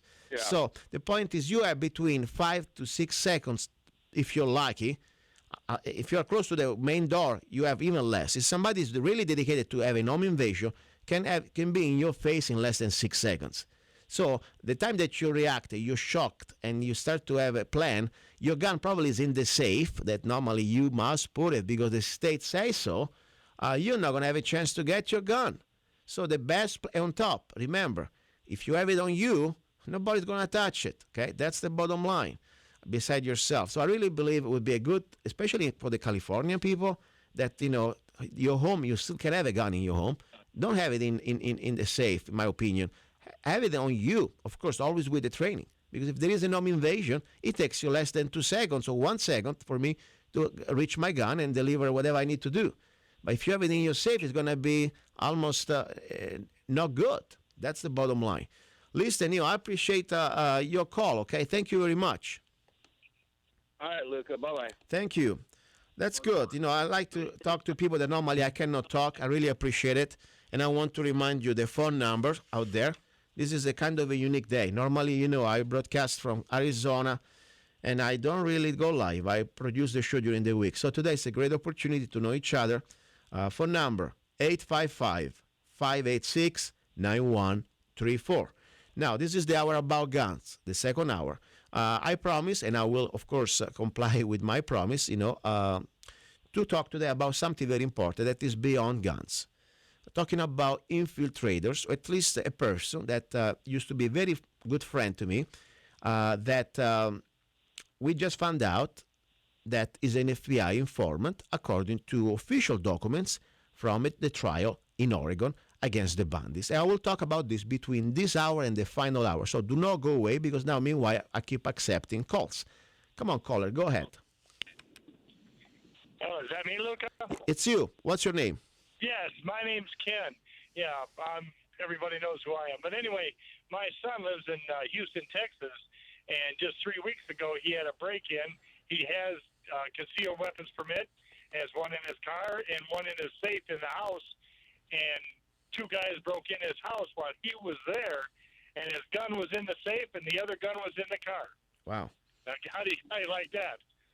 So how ended up? Didn't have a chance to get to either one of them. Yeah, that's sad. But, he broke them up and they took off. Yeah, and the police haven't done a thing about it yet. They can't do anything. He hurt one of them real bad. He knocked him into a plate glass window, or mirror, but the other one got away. That's exactly the point. When the criminals and evil people try to attack you, they have always the edge of a surprise most of the time, unless you are aware. And the point is, unless the gun is on you, you already starting from a very disadvantaged point. That's the reality. So, right. We need to always carry, in my opinion. Right, and he's 300 pounds. He ain't no little boy. Yeah. And he still couldn't do anything. No, exactly. So, but I just wanted to tell you that, and having a good show, and thank you very much. I'll talk to you later. All right. Thank you. you. From Bullhead. Thank you. I appreciate it. Take care. This is such a joy for me. I tell you, this show is not just about guns and freedom. It's about love. And one real way that I really appreciate it's the opportunity to interact with you. And I said, sometimes I enjoy, especially also when I have people that I disagree, because the idea is that we can learn from each other. I do not know everything. I proved it to you before. 3 years ago when I started this show, if somebody like Ronald O'Donnell would approach me just because he call himself a Democrat, I would have thrown up. Then when you start to realize that there are people behind these labels, they create these labels to divide us, to separate us. At the end of the day, if there is a good man, if there is a good woman, it will go beyond the party line. It will stick to the truth. It will stick to good. That's my bottom line. And, of course, we go. Another caller, go ahead. We gotta be Americans first. Exactly. Thank you very much. Goodbye. Thank you. God bless. Bye-bye. Okay, let's see another caller. Hello. Hello, hi. Who's calling there? Hello. Is this me? That's you. And here it's me. Okay. Hey. Hello. My new Italian friend. This is Paul from Fort Mojave. Okay, Paul. Nice to meet you. How are you? I'm well. I had a long work week. Hey, Kenny, tell Kenny and Mark they did a good job on the game, but from KTOX. Anyway, first I want to say something, and then I have a question for you. It's still on the gun. Sorry. Mm-hmm. First, when I was in high school in 1980, so 16, 17, 18, we go to high school. We have gun racks in our pickups, and we all had rifles, and we all had to go through hunting safety courses, and nobody got shot at schools. It was unacceptable. We all knew what they were, and we all had. And it's just different now. Yep. Now, my question for you is I work over in Laughlin. I live in Fort Mojave. So if I have a pistol with me, do I lay it on the dash? Do I have to put it in the trunk? When I cross the river. Okay, let me give you a premise first of all. I am not here in position to give you any type of legal advice for many reasons, because I'm just a regular guy like you are. But let me tell you what I would do if I were you. Let me tell you what I would do if I were you, okay? First of all, this is to tell you what I found out for myself. As I said, I'm not giving you advice, but I tell you what I do for myself. Do you have a CCW for the state of Arizona? Do you? Concealed permit. Do I have an ID? Yes. No, no, an ID. And a concealed permit, carry permit. No, I'm new. Do I need one of those? You know, as I said, for the state of Arizona, we have constitutional carry. If you're a law-abiding person, you can conceal the gun even without permit. That's great. The moment, though, that you cross that river, okay, even if you go in the state of Nevada, things are different. So what I would do, in my opinion, I would contact the local police station, okay? They have also a website, the Department of Justice for Nevada, whatever it is. But the best way, talk to your local police. Call them over the phone. Say, what are the rules? What are the laws? These are not rules. They are laws. And you explain exactly your situation, okay? Because every state is different. For example, the state of Nevada a few years ago did not reciprocate, for example, the concealed permit that we have in Arizona. Right now, it is reciprocated, but can change any time. So you see how touchy it is. So you may have a gun with a concealed permit here in Arizona that last year, for example, is recognized, or now it's recognized, and next month they may change the law, and you go there, say you are the same person, you have your gun concealed, and guess what? You may find yourself with big troubles, and these can become felonies, or at least can give you a hard time in front of a judge. So be sure you know the laws. So the best way is to call, in my opinion, the local law enforcement in the state of Nevada, Laughlin. I'm sure they can answer to you, and they can give you the basic. There are websites, by the way, from the state of Nevada. They can tell you all the most important things. That's what I would do if I were you. Well, thank you very much. I enjoy your show. Thank you. I appreciate it, too. Have a good day. Thank you very much. So that's very important, guys. You know, these are not minor things. You know, not just because you are in Arizona and you think, I'm just crossing the river. Guess what? I crossed the river in California. I double-checked my truck 20 times, and I still forgot the magazines in the back. I took them back home. You don't play with this stuff. Because I tell you, criminals, they may laugh at these things. They may carry an AK-47 full auto without any type of permit and still be having a great gay time. But if you're a law-abiding person and you have everything to lose, even just an extra, let's say, piece of metal, like a 30-round magazine, just by accident, with no crime, with no victims, they can ruin your life. Seriously, you don't want to become a felon for a stupid law like that. Ronald O'Donnell, are you still there? You sound like you're in the bathroom, or maybe you fell down off the chair. Are you still up? I went to get another glass of wine. I knew that. I was suspecting that. Speaking about wine. Right now. Very good. Speaking about wine. Very important. I had a lady ask me a serious question. Yes. And, you know, because we're on the, the gun segment here. Yes. And she said her husband died and left her his service revolver. Mm-hmm. Okay, and it's in her home, and it's loaded. And her question was, okay, how does she unload it? Then, second question, she said, there's ammunition. It's a 38 Smith & Wesson. She read that on the side of the gun. I said, put it down. You don't know what you're doing. Mm-hmm. Put it down. Yes, I agree. You don't know. If you don't know how to open it, it's simple to open. I said, I'm not going there. No. Just have someone that knows what they're doing. I agree. And that's something I would like to say to everybody out there. It's so important what you brought up.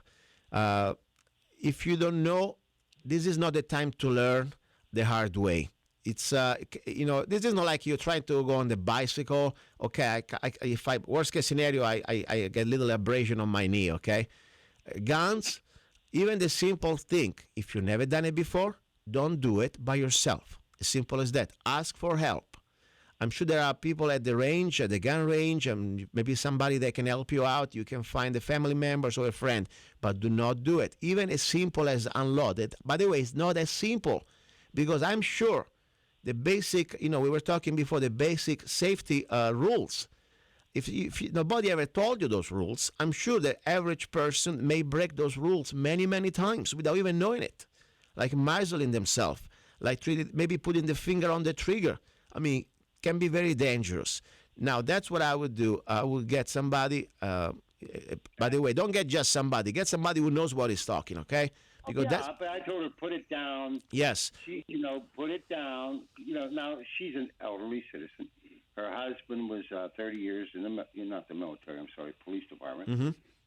Great lady, but she's going through his things and his awards and all that. And she communicated with me and said, "Oh, I'm listening to the show right now." And she said, I decided to go look at my husband's weapon. I said, "Wait a minute, stop," because she doesn't even know how to.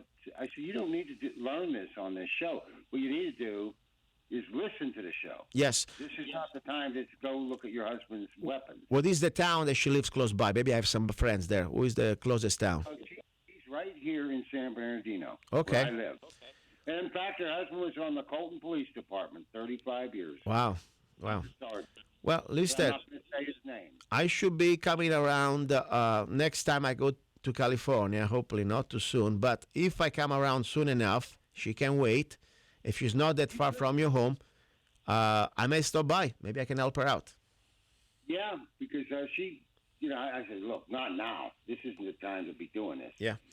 You do it when someone's there with you that knows what the hell they're doing. And that's exactly what I told her. And also another thing, I'm not an NRA fan because I have my own political reasons why. But when it comes down to safety, they're really good. If you go to NRA website, just find out the official website. There are different instructors and also volunteers around the states. So what I would do, call the NRA website, say, hey, listen, I live in this area, and probably they can suggest you the closest gun range that they may have NRA instructors qualified to at least help you out. And normally, when you say that you're a widow, you're a woman, and maybe you're a senior, and also I would be surprised that somebody want to do it as an act of love, just come there and help you out, because I would do that. Maybe if there's a Colton police officer that would go over and talk to her, here's my number, and I'll introduce only a Colton police officer to her. 909-862-5789. That's my home phone number. My name is Ron O'Donnell. If there's a City of Colton police officer, her husband was a sergeant, retired, 35 years, and she needs a little assistance. She'd appreciate someone from the Colton Police Department to come over to her home and help her with what her husband left. Yeah, and also, and it would be nice at least to start out to load and unload a gun. But that would be very nice. Maybe if this lady is looking for help to learn, especially now, maybe I think she's alone. And I told her I am not authorized or trained, but I can get you somebody. Yeah, there are many ways to do that, and I really appreciate somebody can help her out, because this is exactly the spirit of the show. We want to help each other, and the idea, that could be your mom, that could be your daughter, could be your sister. Yeah, and she's sincere. She's very sincere. I said, don't play with that then. But of course, when someone has just gone through losing a spouse and they're lost and they're alone, somebody from the Colton Police Department, you call me, I will, introduce you. I have her phone number right here. But I won't put it on the air for her own privacy. Okay, very good. I appreciate it, Ron. That's great. Talking about guns for self-defense, I already talked about this in the past. You go to many gun shops and they talk about, especially I listen. When I go there, I listen my business and I listen what they try to talk to customers. And normally when there is an elder lady or even a woman in general, they say, okay, this is your first gun. We suggest you a revolver. And I say yes or no. And I tell you why. For many reasons, simple reasons. First of all, you think the revolver is easier, and technically it is a little easier, but there are some drawback, some things that they are not exactly easier, especially when you don't have much strength in your hands, especially maybe you have arthritis, especially when probably you don't know how to perform, let's say, reloads. And I give you the don'ts, or why I think maybe an elderly woman, an elderly woman, even just a woman in general, should not opt for a revolver as the first gun. First of all, the trigger. The average revolver, that comes in double single action. That means, the first time you squeeze the trigger, you're going to be in double action. And don't get too technical, but the idea is you're going to have a lot of pressure on the trigger. Mostly at least 8-9 pounds at least. Some even 10 pounds. And the average, let's say, semi-automatic, we go between 5-4 pounds, at least half. So what means that when you shoot the first round, even if you are at close distance, and you're shooting the revolver, just because you had to put so much pressure on that finger, the firing finger, on the trigger, unless you're super trained, you're going to realize that your gun is going to swivel left or right. Depends how you put your finger, because you have to apply too much pressure. So it's going to be very hard to deliver the first round, even the second round, unless you shoot in single action mode. So right there, we have a big problem. If you have a woman with arthritis, even a man, a revolver, in my opinion, it is not the best choice. Then, very important, normally in the average, snub revolver, you have about 5 rounds. A semi-automatic, especially if you go in, average standard Glocks, I'm not trying to push the Glocks, but any type of double stack magazines like the Glock, even if you get let's say somehow, medium size, I'm not talking about subcompacts, like a Glock 19, you have at least 15 rounds, 3 times the round that you would have in a regular revolver. So think about that. Many people can reload revolvers very fast. So they can reload, semi-automatic very fast. But maybe an 80 or a 70-year-old lady doesn't have that type of skills. So in my opinion, if I would suggest you a gun, especially if you're a lady, I would go with a very simple semi-automatic, like the Glocks. I say because there are other guns similar to Glocks. They have the same functions. They do not have any external safety. And I tell you why I do not like external safety, because at the end of the day, the main safety, it's you. It's your finger, and the way you treat the gun, always loaded, like we were talking before, and always never pointing anything unless you want to destroy it. But the Glock is a very safe gun. They have internal safety. Even if you drop it, it's not going to shoot on its own. So, but at the same time, under stress, you're not going to forget that you had that safety on.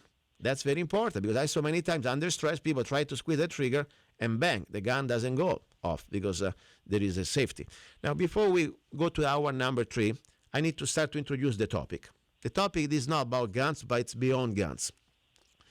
It's a topic about how we are facing in this time in America something very dangerous to our liberties, to our rights. We have government operatives. In this case, we want to call them infiltrators. You want to call them confidential sources, whatever you want to call them, that they are working to not just discredit this movement, but also to create, let's say, the crisis, or even to create the atmosphere to justify all this repression, all these, let's say, new laws, billions of dollars of fundings, and more important, many times, entrap. That's the situation. I met 8 years ago a gentleman. He came to me. Interesting. I was in a political meeting in Mojave County when I was still a Republican. It was a dinner. And in this room, not very, the crowd was kind of limited. There is this guy, a little older than me, who talks Italian. I said, wow, how funny. In Mojave County, we have another Italian-speaking guy. That's pretty amazing. And he's also into guns. And also he sounds like a patriot. So, wow, it's easy to start, socialize.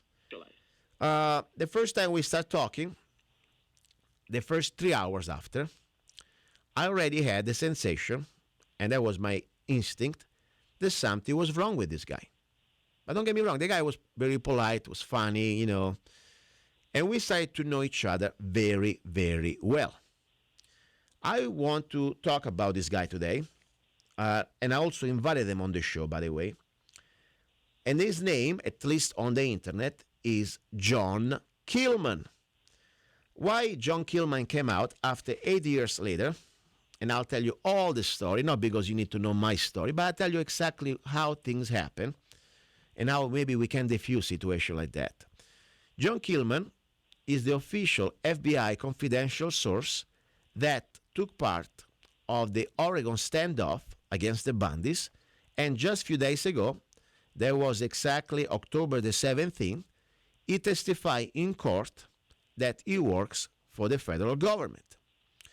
The problem is that, I have nothing with people that trying to do their job when there is a crime they try to stop or repress. The problem is when you have somebody that unfortunately is doing the job that it is beyond justice. This is about, let's say, creating crime that do not exist. And more important, this is not just about the Oregon standoff and the Bundys. This is about a bigger plan, in my opinion.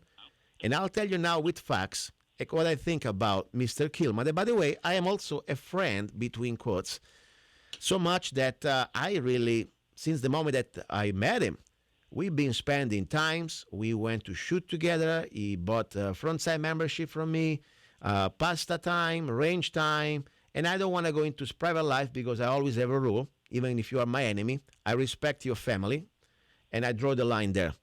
So I don't go that place. But I know him very, very well. So much that we were texting the day after this article went out, and I invited him on the show. John Kilman on Love, Guns, and Freedom. And the guy is cool. He said, yeah, look, I like to come on the show. I have the text here in front of me. I need to ask first permission from my lawyers. And I said, okay, let me know. And I said also, John, by the way, his name is Fabio. And I read now the article after this segment here. Finally, it took you 8 years, almost 8 years to come out. I'm glad finally you came out. And he was laughing.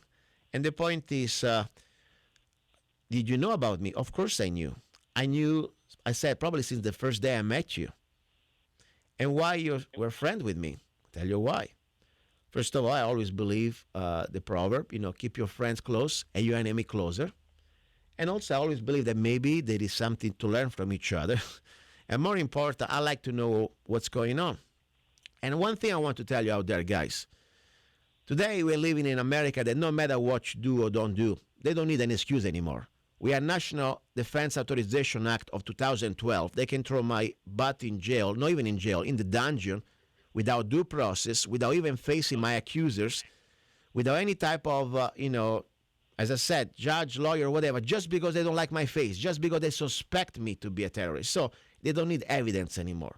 But whenever I go around in my life, or like in this show, everything I say, I can say in front of 1 million person.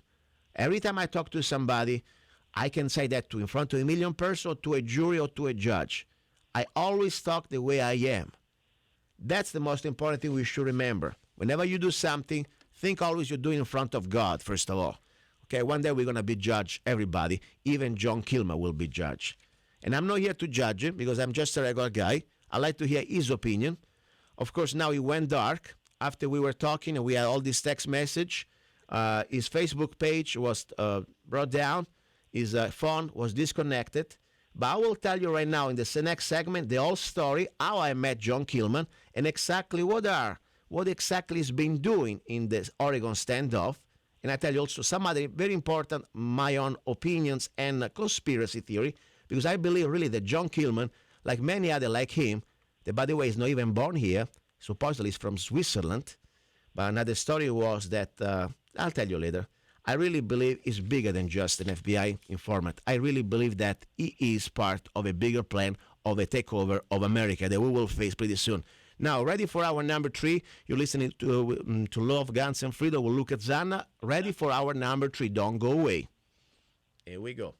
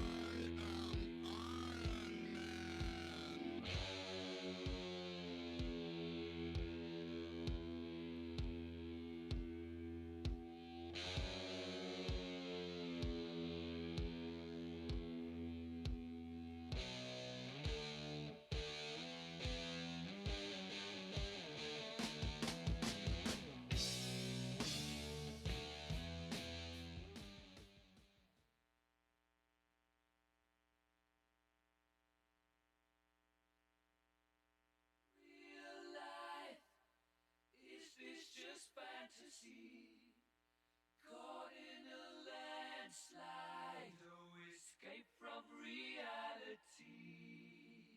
Open your eyes, look up to the skies and see. I'm just a poor boy, I need no sympathy, because I'm easy come, easy go, little high. Any way the wind blows doesn't really matter to me.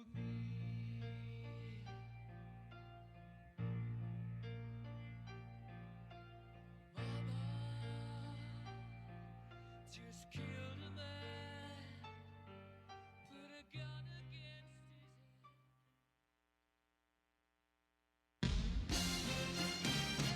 This is the Tri-State's original local talk station, KTOX, Needles, Bullhead City, Mojave Valley, Laughlin. A deadly tour bus crash. Gas prices head lower. I'm Ann Cates. A horrific accident near Palm Springs, California, after a tour bus returning from a casino slammed into a tractor trailer early this morning. Chief Jim Abley of the California Highway Patrol on what investigators have determined so far. A 1996 MCI passenger bus transporting 44 passengers struck the rear of a Freightliner truck with a trailer in the number 3 lane. CHP and fire rescue personnel arrived within minutes, and triage was immediately established by fire rescue. Tragically, 13 people were killed, including the driver of the bus. The price of gasoline has dropped to a national average of $2.25 a gallon for regular. Industry analyst Toby Lundberg says prices vary by market. Tulsa is the low average right now in our survey, $1.95, and San Francisco is the high at $2.78. Wall Street may be headed for a higher opening. S&P futures up 3, the Nasdaq futures up 5. I'm Ann Cates. Donald Trump continues to tell supporters that the election is rigged and that Hillary Clinton would have no chance of winning the presidential election without the media's help. Correspondent Jason Carroll reports from a Trump rally in Naples, Florida. He told the crowd, he said, look, we have to turn this around. So for Trump, that is, in a sense, an admission that there's some ground they've got to make up here with this campaign. President Obama, speaking to Hillary Clinton supporters in Las Vegas, says Republicans took too long to stop backing Trump as their candidate. So, when you finally get him on tape bragging about actions that qualify as sexual assault and his poll numbers go down, suddenly that's a deal breaker. Well, what took you so long? A new Associated Press analysis shows Clinton holds a big lead over Trump in states with a total of 213 electoral votes. And Clinton is also first in states that lean Democratic with 59 electoral votes. That gives Clinton a total of 272 votes, enough to win. I'm Ann Cates. Geico presents a voicemail from your friend, Washing Machine. Hi, it's Washing Machine. It's about, 7 o'clock on Wednesday. So, good news, bad news. First, I found your lost sock. Exciting. Also, I might have maybe flooded the whole basement. It's going to be pretty expensive. But hey, at least you got that sock. Your washing machine won't pay for water damage. Luckily, one call to the Geico Insurance Agency makes it easy to switch and save on homeowners insurance. Hi, I'm rapper, actor, model Lil Dicky, and I'm here to talk to you guys today about a pretty glaring issue within our society, and that's condom usage. Guys, I think we've gotten pretty laissez-faire about wearing condoms, and to be honest, I find it disgusting. People are having unprotected sex without even batting an eye. It's insane. It doesn't make one shred of sense to me. How can you even enjoy it? I'd be so stressed out the whole time. I won't bore you guys with the stats, but just know that STDs and unintended pregnancies are very real, and there's nothing better than peace of mind, and that's what a Trojan can provide you, the pleasure of protection. So be an adult and put a condom on. In this world, where everything seems to be going sideways, when you need things set straight, Zanna Coffee Straight Shot Espresso. Start your day with a bang. The best organic and GMO-free coffee beans from around the world to amplify your senses and enhance love for life, liberty, and the pursuit of happiness. Zanna Coffee brings you happiness in every cup.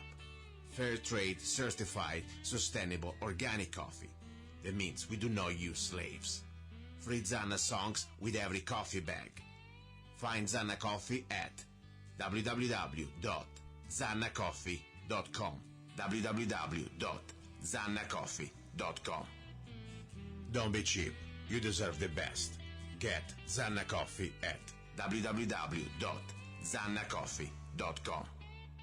Now the KTOX 1340 AM Tri-State weather. It's clear and 71. Wind is light and variable from the north. Today, clear with a high in the mid-90s. Tonight, partly cloudy with the low in the low 70s. Then tomorrow, partly cloudy with the high in the upper 80s. Tomorrow night, partly cloudy with the low in the upper 60s. That's your Tri-State weather on KTOX 1340. You're listening to Love, Guns, and Freedom with Luca Zanna on United States.FM network.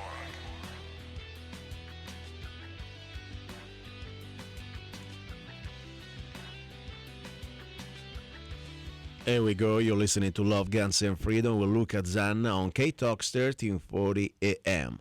And today is a special day. As you know, it's live day. I am live here in the station. I crossed the enemy lines. I hate to say that because I love people from California too. I have a lot of great friends. But unfortunately, guys, sorry, your state is gone. But there is still hope. Guess why? And guess what? There are people like Ronald O'Donnell running for office. That is going to break down every type of, they try to put us in this sort of a cages. Oh, you're a Democrat, you must be that. You're a Republican, you must do that. No. We are Americans. We have rights. And we're going to fight to take them back. And the best way you can fight, to do it in a peaceful way, is to be involved politically. That's why I believe we got to get involved. This is, politics is not just an abstract concept. Sometimes I remember when I was a young, little stupid, I don't want to get involved in politics. First of all, that's not my case. I always wanted to be free. And the moment that you want to be free, you want to do what you want to do, you want to take care of your body, you want to, be a human being. You're already doing politics because that's what it's about. Think about it. Now, a state can have ownership over your children, can tell you how many vaccines your children must have. Is that freedom? No, that's politics because you're not getting involved. You're going to allow criminal crooks dressed with a suit to become politicians. They work for probably these pharmaceutical companies, and they will sell you down the river, and they don't care. That's the bottom line. That's why we got to get involved. Politics, it is not a bad word. It is the way we're going to defend our life and our freedom against evil, from my opinion. In this dimension, we are planet Earth. So that's the reality. So, Ronald, are you still around? I think I lost him. Ronald, in case you want to call back, you're welcome. Okay, meanwhile, I'm going to continue with the hour. This is the hour about love. Today is a little different from my average format on my radio show. Normally, I have 3 specific hours, 3 specific topics. Today, first of all, I invite everybody to be here with me on the air. You can bring every topic you want, always connected, of course, related to the show, okay? As I said, don't talk about Kardashian or football because this is not the place. If you want to call live, I give you the phone number, 855-586-9134, okay? My name is Luca Zanna, and this is my 3-year anniversary on the air. Believe it or not, I'm still here. Can't believe it. Now, I was talking about, during the second hour, about Mr. John Killman, an official FBI informant who came out officially during the trial of the Oregon standoff with the Bundys. And I'm not going to remind you the whole story. You probably already know. Now, this is kind of personal because this is I'm not just reading the news, okay? This is something that came into my life, this person, almost 8 years ago. Not by accident, trust me. Nothing happens by accident. So I was saying before, I had this public meeting. I met this guy, a little older than me, former military guy, loves guns, gun freak, more than I am probably. Speaks very well Italian, even with an accent. He speaks French, he speaks German, and of course speaks English.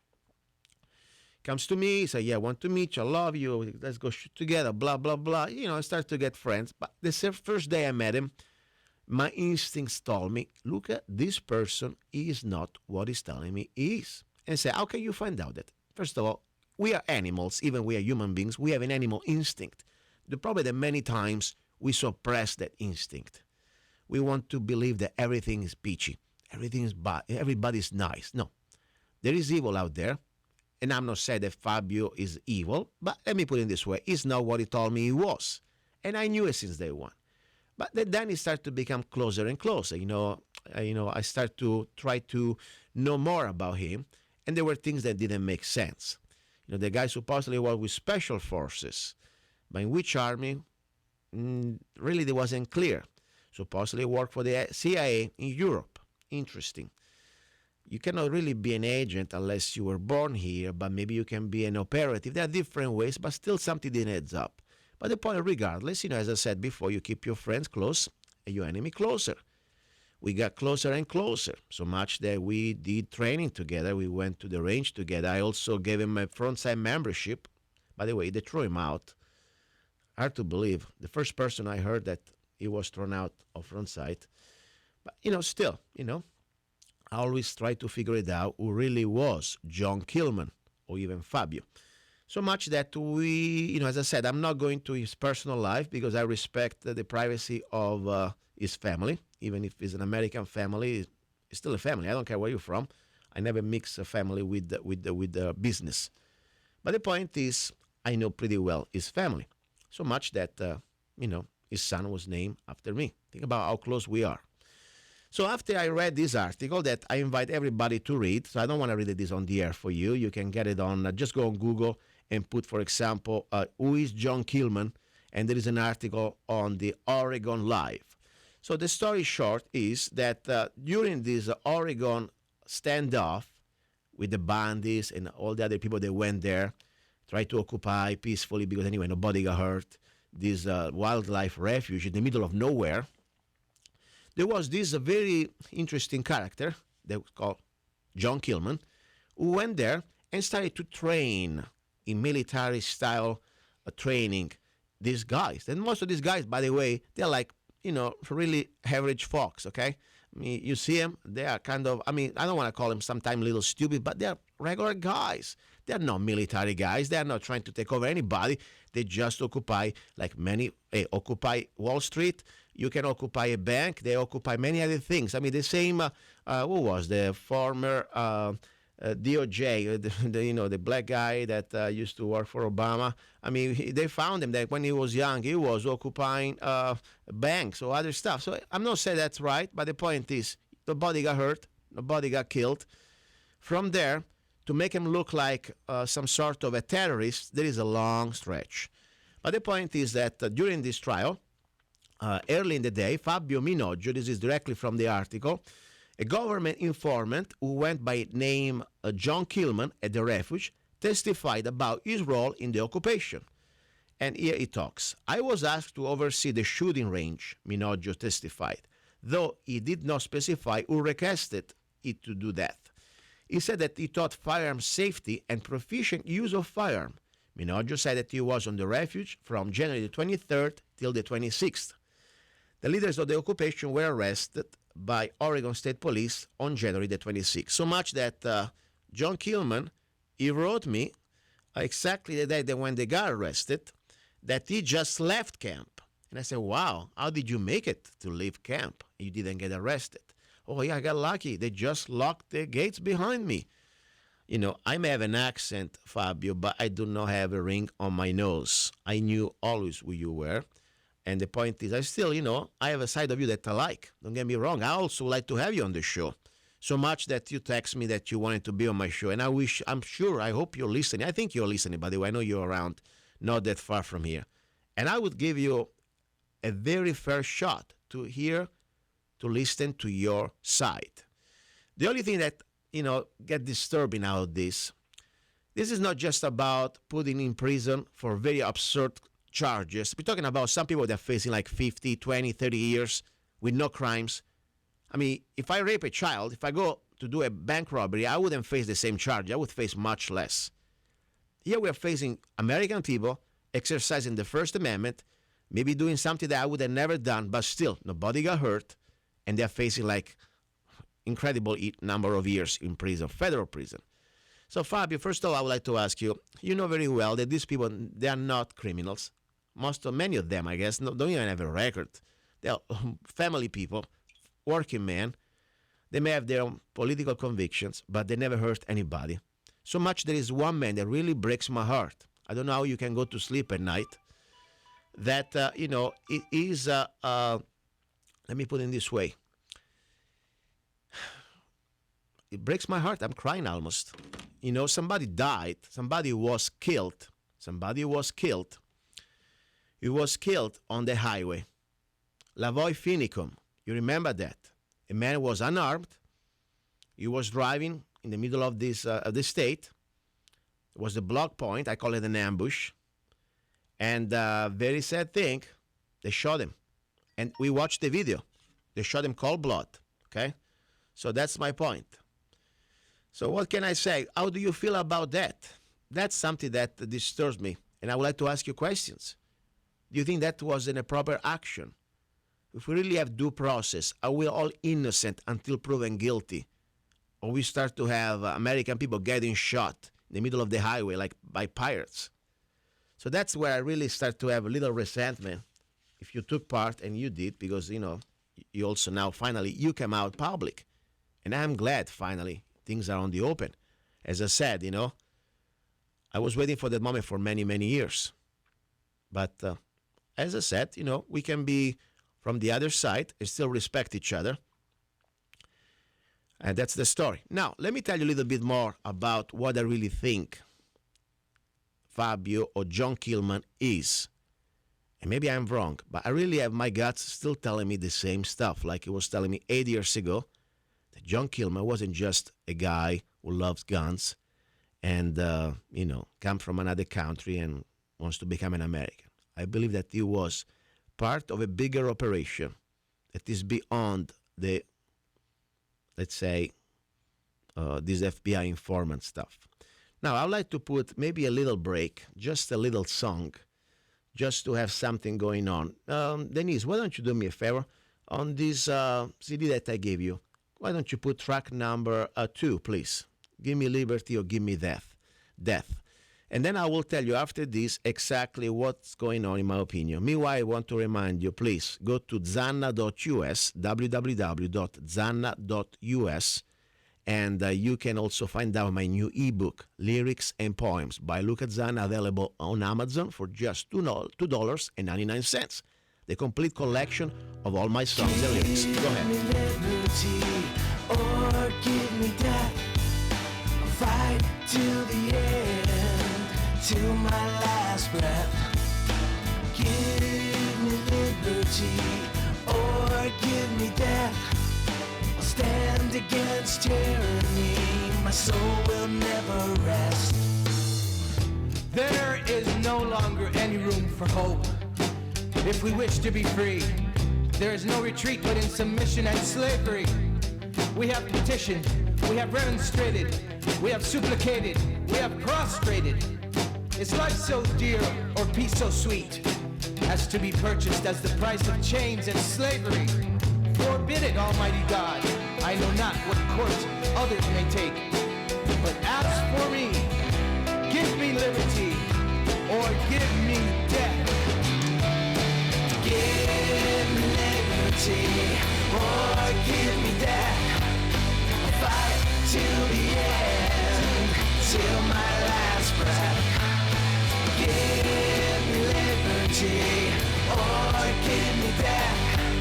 I'll stand against tyranny. My soul will never rest.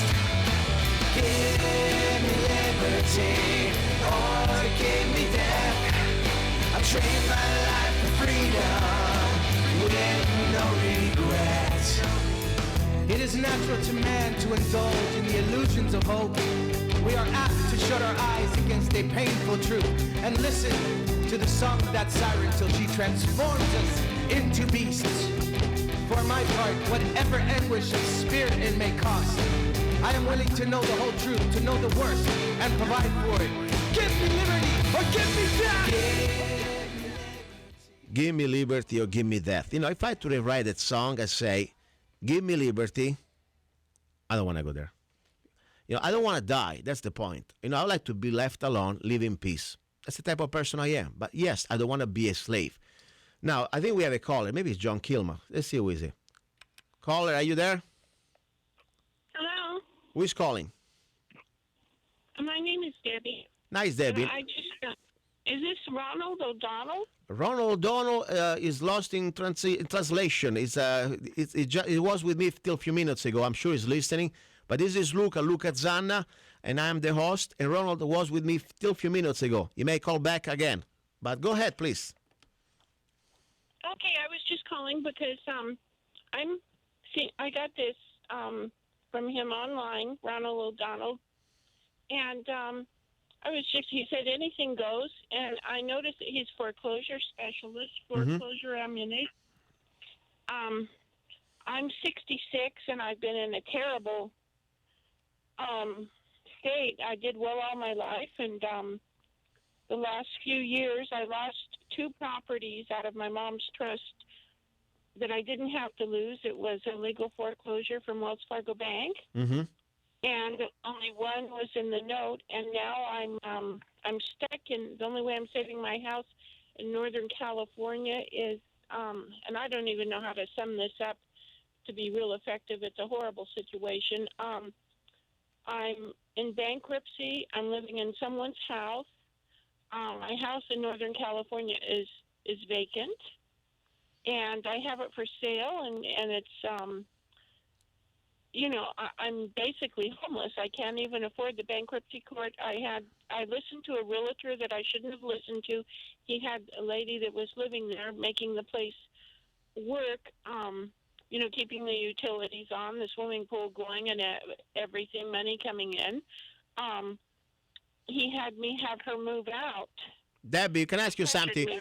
Listen, I really, by the way, I'm really sad to hear this because you're not the only one. I heard more and more people coming every day, and I know.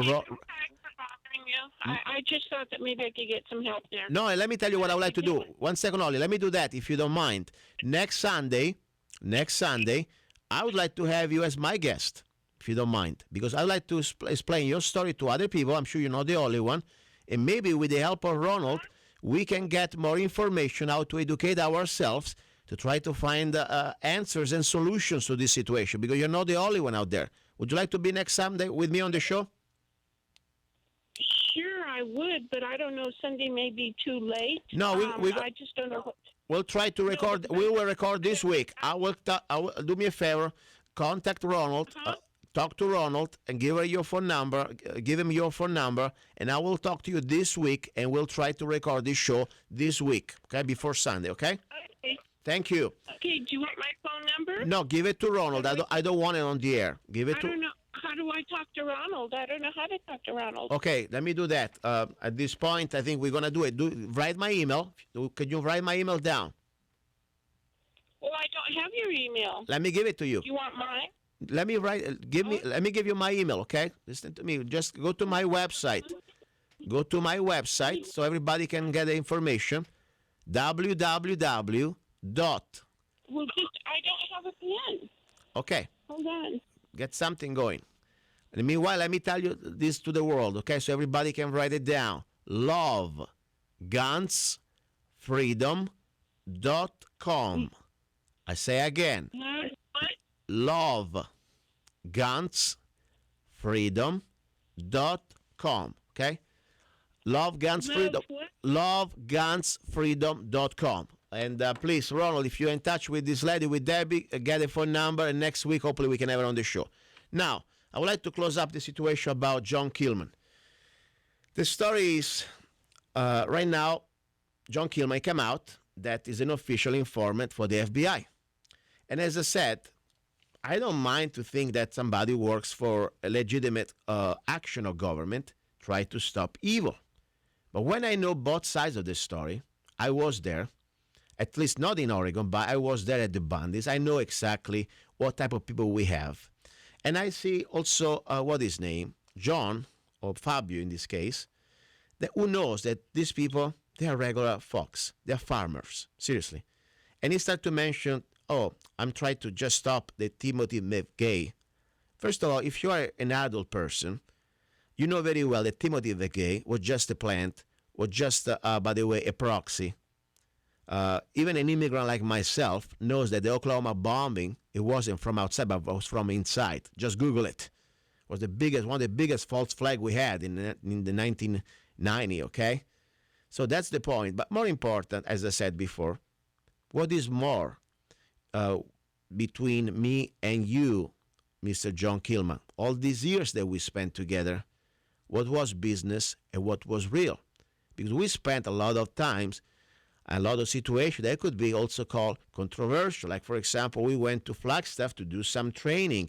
It was medical training, but, not that I'm ashamed. As I said, I have no secrets. I can tell you exactly what I've done. No problems. It's our right to train. I train. It's my responsibility as an American to be ready. So we were doing medical training. And by the way, it's funny because in this medical training, John Kilman was training how to do waterboarding. I found that suspicious. I mean, really, how to resist waterboarding, excuse me. Anyway, but the point was, I give you now my little conspiracy theory. Yes, right now we have FBI informants. That, by the way, is not the only one. There are 12 more, probably. In such an operation, there were a handful of people that supposedly, allegedly broke the law. We have almost 15 FBI informants, probably more informants than the alleged criminals. Think about that. Talking about entrapment, talking about trying to create a crisis out of nothing. And as I said, Mr. John Kilman, how do you feel when you go to sleep at night knowing that somebody like Lavoy Finicum was called murdered? And this is not an opinion. You can see the video. Every American can watch the video out there with the drone. When they stopped the car, and he was coming out of the car, and they shot him in the front, in the back, like a pig. A slaughter. It was even a clean shot. So how do you feel about that, working for this type of people? By the way, there has always been around the last few months, even few years, let's say people have been witnessing United Nations trucks, armored vehicles around the states. It's been dismissed many times with conspiracy. We're a bunch of nuts. After all, we are in America. We're never going to be invaded. Guys, we are living right now in this time, 2016, after all the things we are witnessing, all this travesty of justice, all these crimes, the Hillary Clinton, corruption, they're coming out. Realize that we are living in a banana republic. Not because the other administration was better. No, they're working together. Don't get me wrong. But for sure now things are so blatantly in the open. We have somebody like Obama that is called the imperial dictator, the imperial president, signing executive orders after executive orders. That we have enough executive orders right now that the next president or this president can declare martial law for any reason. Could be an economic turmoil, could be whatever. There is now a next executive order just a few days ago about the weather from the sun, like EMP, solar storms. Could be anything. Now, we know very well that they want to implement this gun registration and eventually a gun confiscation. It's been pushed in the last 8 years so bad. And people say, laughing at some Democrats, oh, you see, you still have your guns. Of course, we've been fighting back.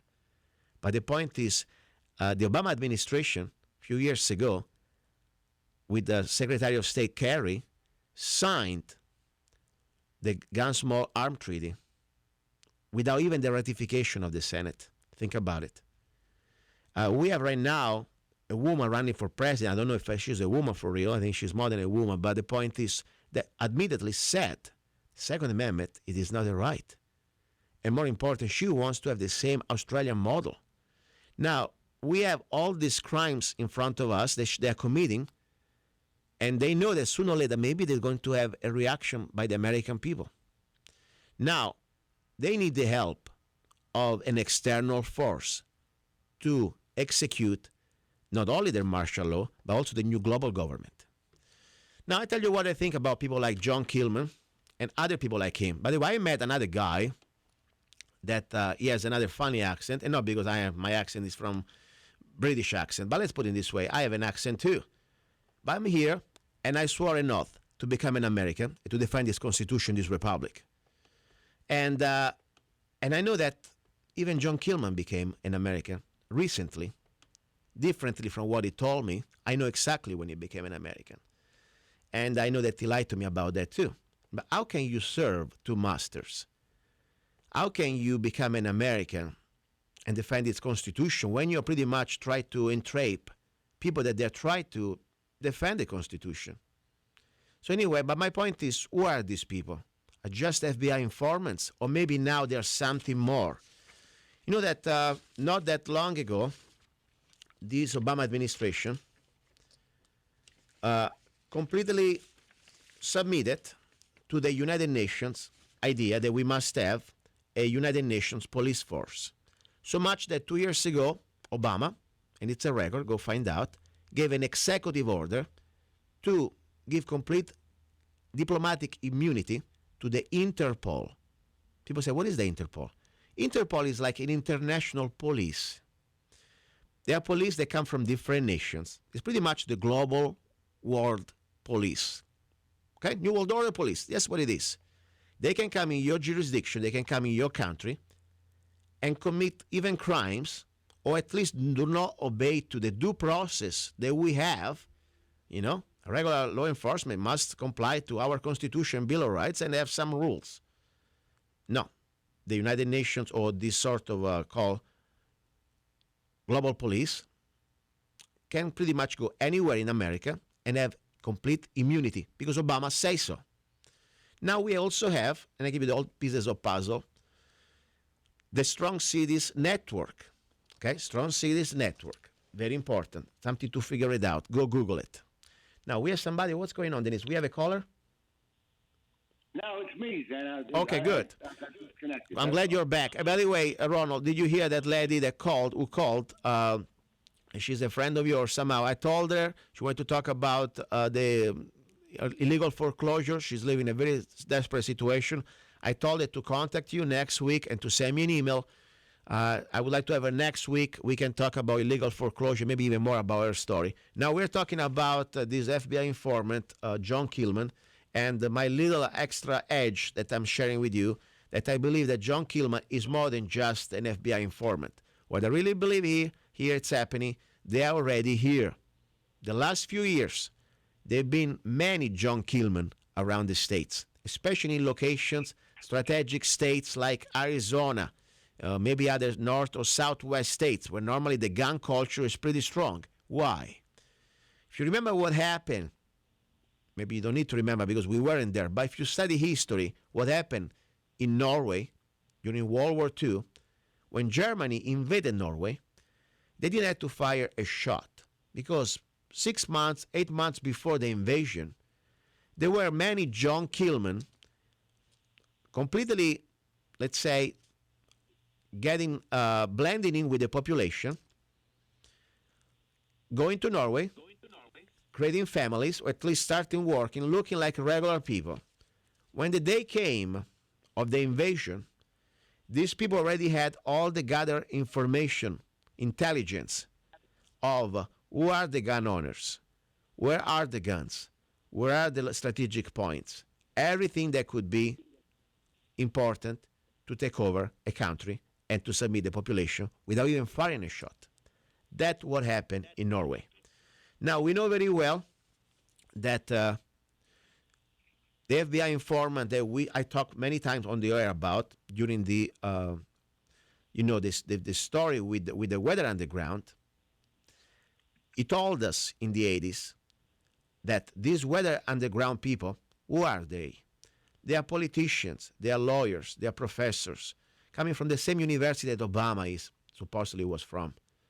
And their plan was, once they are in politics, when they are in power, in the political power that we have now, look, people like Obama is in power now, guess what? They need to get part of the population that will not comply to their new global order, global socialism agenda, and stack them in camps. How can they do that? They need to have the support of foreign nations. And at this point, we know that we have Russia, we have China, Cuba now, supposedly Obama wants to give billions of dollars, and all they need to do is create a war that we're going to lose. Doesn't need to be a big war, but just the start of a war, and then we will have United Nations here on our soil. Like in Japan now, as an occupied territory, they still have American troops. So in Europe. So that's my point. Who is John Killman? I hope to be wrong, but I really believe that it's bigger than just to be an FBI informant. I think what he's been doing, like I met other like him in Arizona, As I said, there was this guy from Russia, supposedly, but supposedly is born in Montana. Very interesting. And disappearing. And they go out there, they meet the people that they need to meet. People like me, people like, I'm a small guy after all. They don't even need to meet me. They can listen to my show. They know who I am.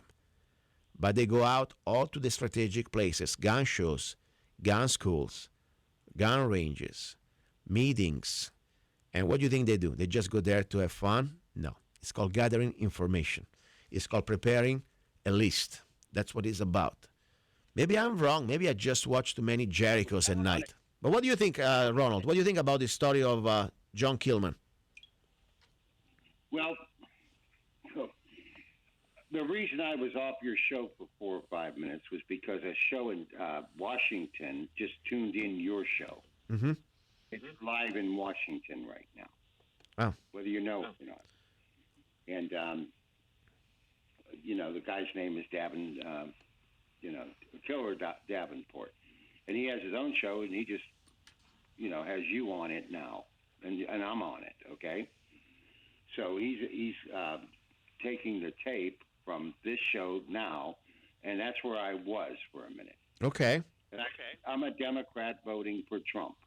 Yes. And by the way, please give the information for the people who wants to support you, help you out in your district, how they can reach you out, and give your first and last name again, because especially in the area where you live, people can have a chance to vote for you if they want to.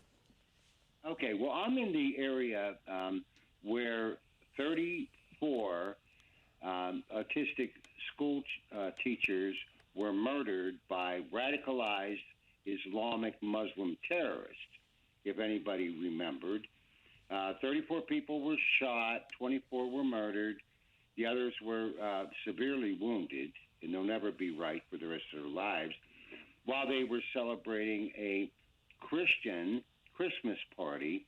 And it's politically incorrect here, if you're a Democrat, to even make that comment, publicly. And that's one of the things I totally disagree with. And but it happens to be San Bernardino County, California State Senate District 23 that I'm running for. I won the primary because I was willing to discuss it against the Democratic Party endorsed candidate, what was his name, Mark Westwood, who ran on the mere fact that he was gay and he enjoyed anal sex. I didn't feel that was a qualifier to write the laws here in the state of California. Well. I believe that people that write laws in the state should know how to write a law and not just know how to, have male-to-male sex or those other issues that they seem to cloud us with. A little detail that we did mention on that show was yesterday, $1.8 billion. You'll see this on Monday in the Wall Street Journal, but you get it first here on the Love, Guns, and Freedom show. Hillary Clinton and her Clinton Foundation transferred $1.8 billion dollars today to the country of Kuwait. Interesting. And that was through J.P. Morgan Chase Bank, who was acting as the agent in the transaction. It was found out through a reporting that they have to do with the Securities and Exchange Commission. Otherwise, it wouldn't be on the news. You can only find this news on KTOX. This is a little town in California, Needles, California, where the owners of this station permit the truth to be put out by shows like Love, Guns, and Freedom, which I ask everybody to support. This is the 3rd anniversary of freedom, of truth, of ability to communicate. I'm asking you to go. You can go to my political link, which is O'Donnell with a number 4, California.com. You can see where I stand. You can see why I am not voting for Hillary Clinton. I am voting for Kamala Harris as our Attorney General. She's a Democrat. In fact, I'm voting for every other Democrat. I have no problems with the other Democrats. The only single one, and the reason why I'm my voice is being suppressed is because I refuse to vote for Hillary Clinton because she's a traitor to this country. Listen, I said this before. I respect you a lot for this. Even as I said, I have no, party. But the point that finally I'm happy to see a Democrat who stands up, first of all, for the truth, and he stands up against criminal behavior. That's number one. Then we can have our differences of opinion on different things. But the point, you are integrity, at least to say, no, what is black is black, what is white is white, what is criminal is criminal. And we cannot allow that, I'm not a Trumpy. I don't think Trumpy has all the answer. But now we are facing between a professional crooks, criminals, with her and her husband, going back for an agenda that we know is not for the American people anyway. I mean, look, all the documents that we have. This woman is for not only the NAFTA and CAFTA that her husband pushed, now the TPP, and all the double talking between Wall Street and the idiots out there. And as I said, also to the Democrats, talking about peace, okay? I was probably one of the... Donald Trump asked her one question. Yes. Anna, Go ahead. and this is my third glass of wine. Okay, stop there. Otherwise But if I were Donald Trump, I'd say, Hillary, Yes. I'd say this Monday. I have a report right here that you took the Clinton Foundation money and moved it offshore Mm-hmm. to the Middle East, Qatar. Why would you do that? What the hell are you thinking? Maybe she may do that. Maybe she may do.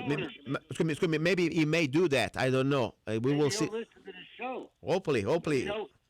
I'm going to ask him to listen to this show. I'm Okay. going to email the hell out of the Trump campaign because they already have attention from me because I'm the only Democrat that's in the country that said I'm voting for Trump. The only one that's running for office in the United States of America that has come out and said, I am voting for Donald Trump. That's why also I said I'm proud to call you my friend, even I never met you, because I really respect you for your integrity here.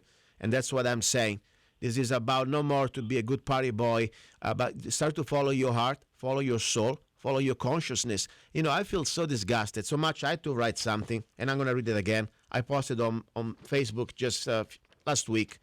I have all these people that I met that when they were, against Bush, against the war, and I proved myself I wasn't about party because I was a Republican at the time, and 10 years ago I was the first one to expose Bush, to call Bush who was, okay? A war criminal working for the New World Order. That's what he is. So his father. And all these idiots out there, oh, you're calling bad names our president. He's a conservative Christian. I say, wake up, idiot. If an immigrant like myself can see it through, you should be able to see it too. Now, 10 years later, when they saw just a few days ago that the Bush family, the all pack, the all gang, officially endorse, guess who? Hillary Clinton. I'm sorry. They all get their money from the Middle East. Exactly. They're all together, okay? It's a club, and we're not part of it. No, please. Anyone can check. I mean, my God, I've been saying it for 8 years, okay? And that's when I was looking at the Bushes, okay? You just take a very simple look at their partnership. Osama bin Laden was a partner with the Bushes. Yes. There was Arbusto Company. But right now, what I'm trying to focus is this. We have these elections, okay? I don't care what party you are. But I say for all the Democrats out there, Ronald, listen to me 1 second, that they were trying to expose the criminal wars of Bush, okay? Now they know Obama, what is done the last 8 years. All the illegal wars. And the Hillary. He let down the black population. He did nothing for inner city Chicago, where he's from. Yeah. There are more black people getting murdered in Chicago than in the Middle East today. Yeah, and also don't forget what their agenda, what type of situation they're putting us in. We have almost World War III. We are in Syria that we have no business. We went to Algeria. We went to Egypt. We went to mind their business in Libya. I mean, this woman is a bloody, whatever name you want to call it. Now I can't do on the air. But the point is, how can you, as a Democrat out there who probably was voting for Bernie Sanders, after you knew that you've been scammed, it was just a show. Yeah. Bernie Sanders was paid off, okay? And now and you knew that this woman anyway, she's everything against the principle that you believe. She's a corporate whore working for Wall Street and the bankers. How can you go in the right mind, go there and vote for her? I lose all the respect. That's why I wrote this. I'm going to read it briefly. Hey, Zanna. Yes. Third glass of wine, excuse me. Go ahead.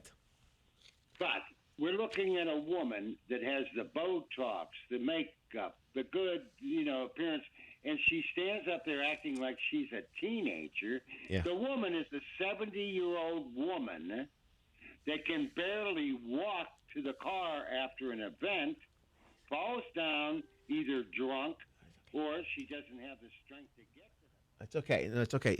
Just Ronald, just 1 second. Bring me back, please, 1 second in. I want just to say one thing. You're right. And I want to just read 1 second this one to you. Because, I want to read this to all my Facebook friends out there.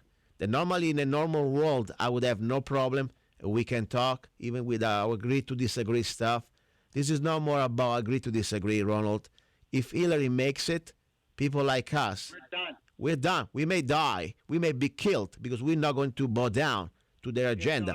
Our children and our grandchildren are done. Yes.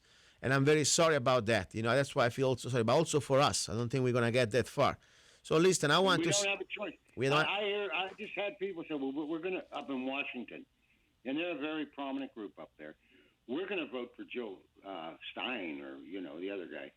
And I said, then all you're doing is exactly the Clinton strategy, is to go ahead and take the vote away from Trump.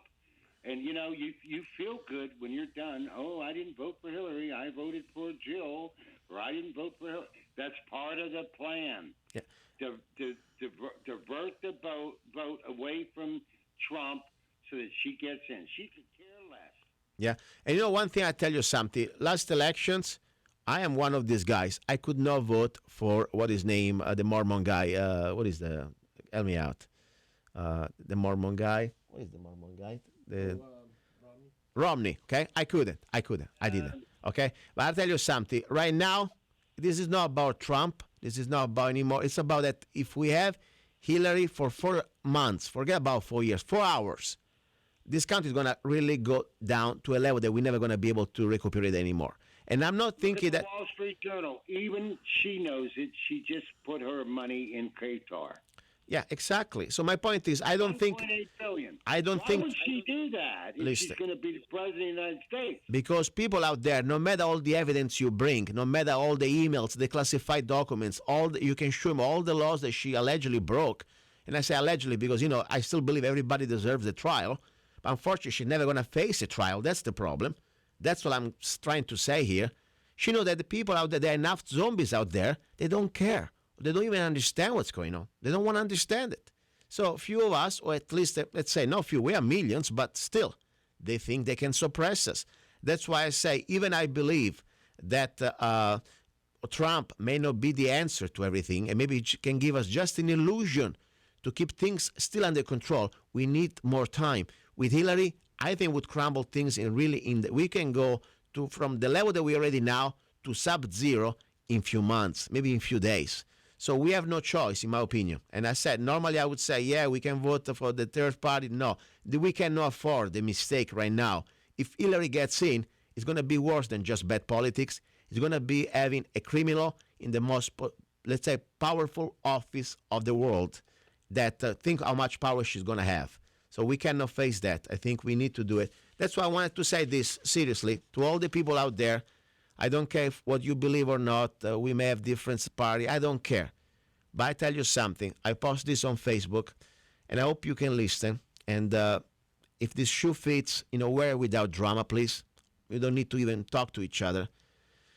If you vote for that war criminal, warmonger, liar, corporate, whore, New World Order B, anti-gun rights, pro-TPP, pro-forced vaccination, pro-GMO, traitor, that now should be facing trial for treason at least, called Hillary Rodham Clinton, I want to tell you that you will have the blood of innocent American people on your hands.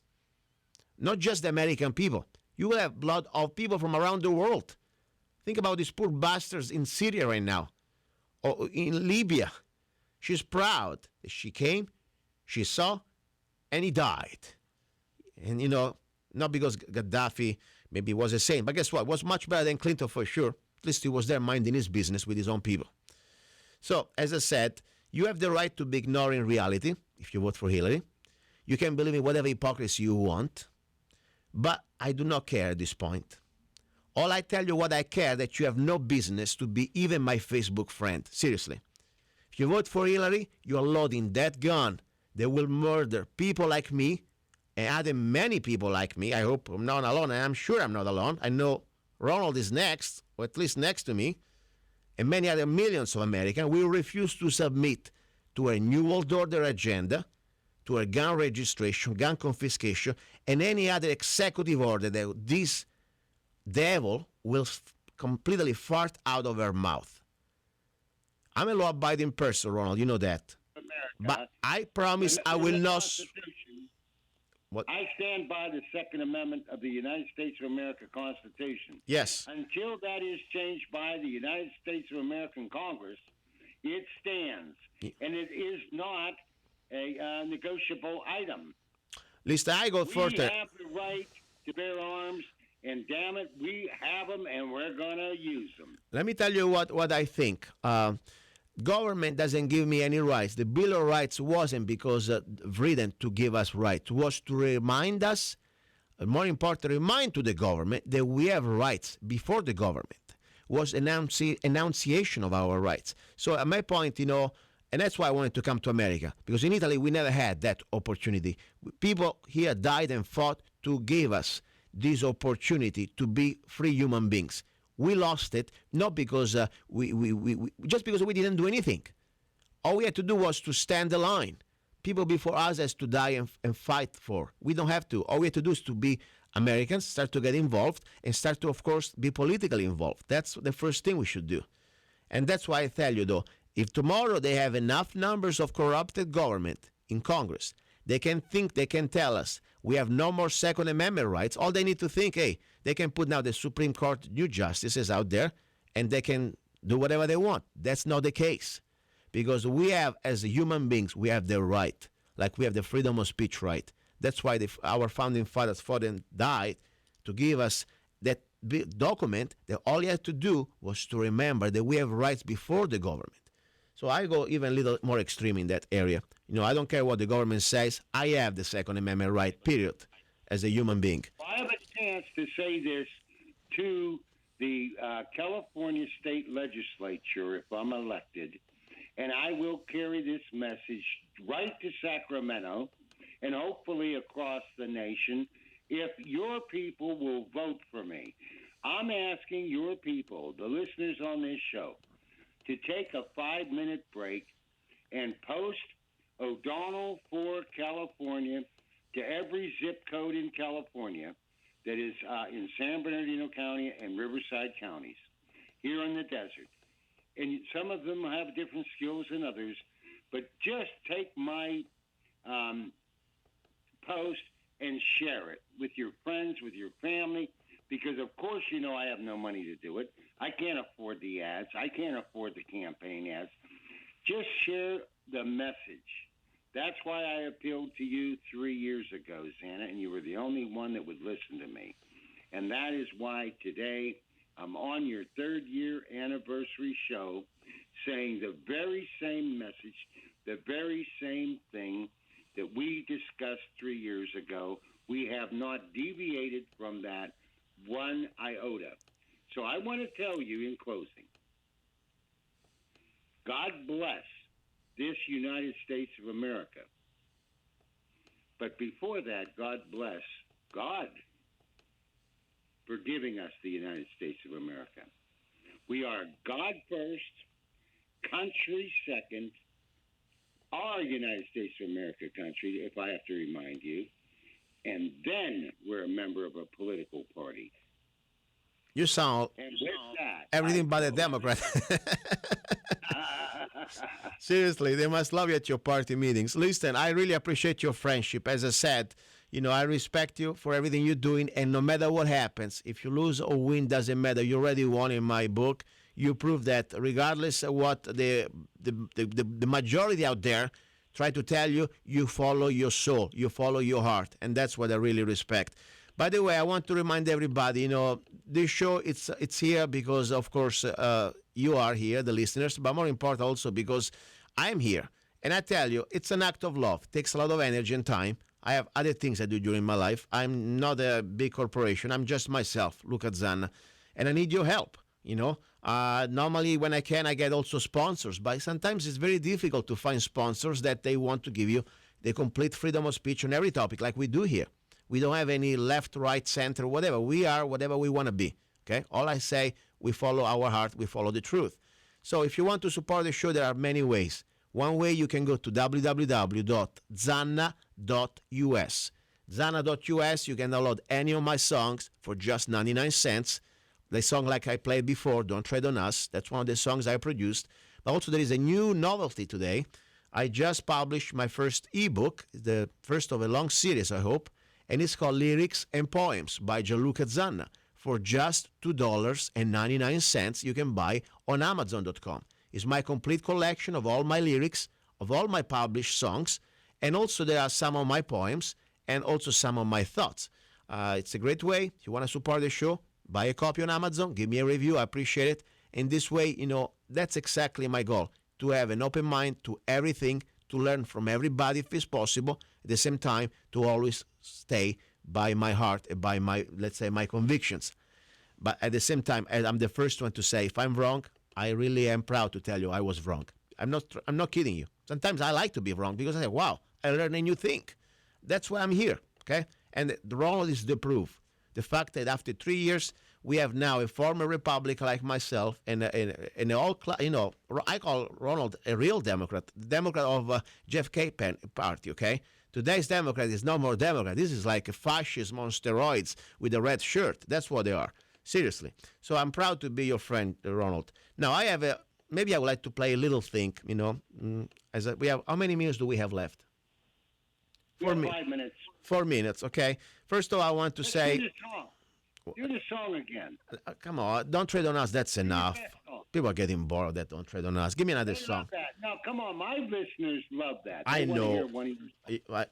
I think it's too much. Give me 1 second. You play I Love Arizona. Okay, I play I Love Arizona, I promise, okay. Hopefully they're not... I'll wait. I'll sit here and listen. Let's see. I'm gonna have another question. Let me see what I do. Let's do We the People, number 1. Track number 1, We the People, okay?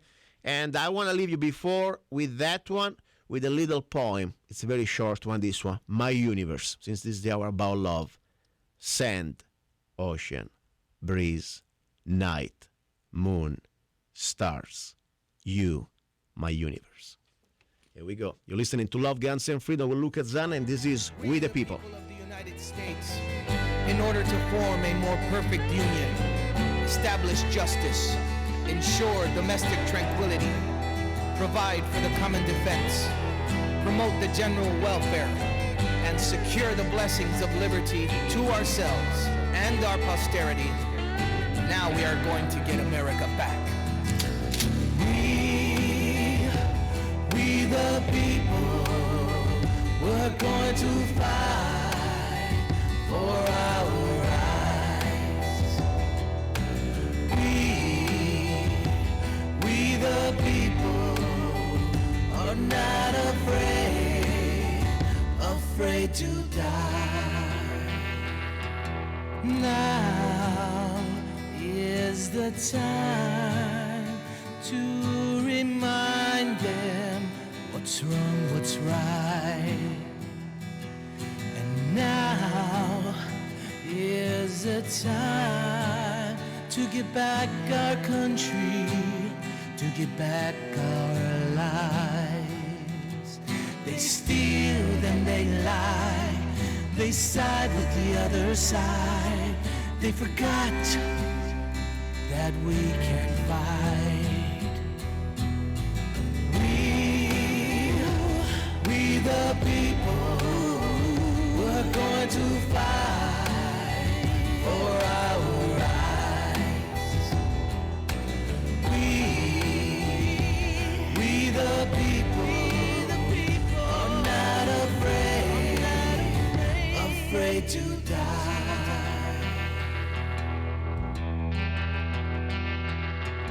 They try to sell our country, they try to sell our rights. Love for America, no, you can't buy. Amnesty my ass, get back in the line. We are Americans, don't even try. We're ready to fight, we're not afraid to die. Traitors, you can run but you can't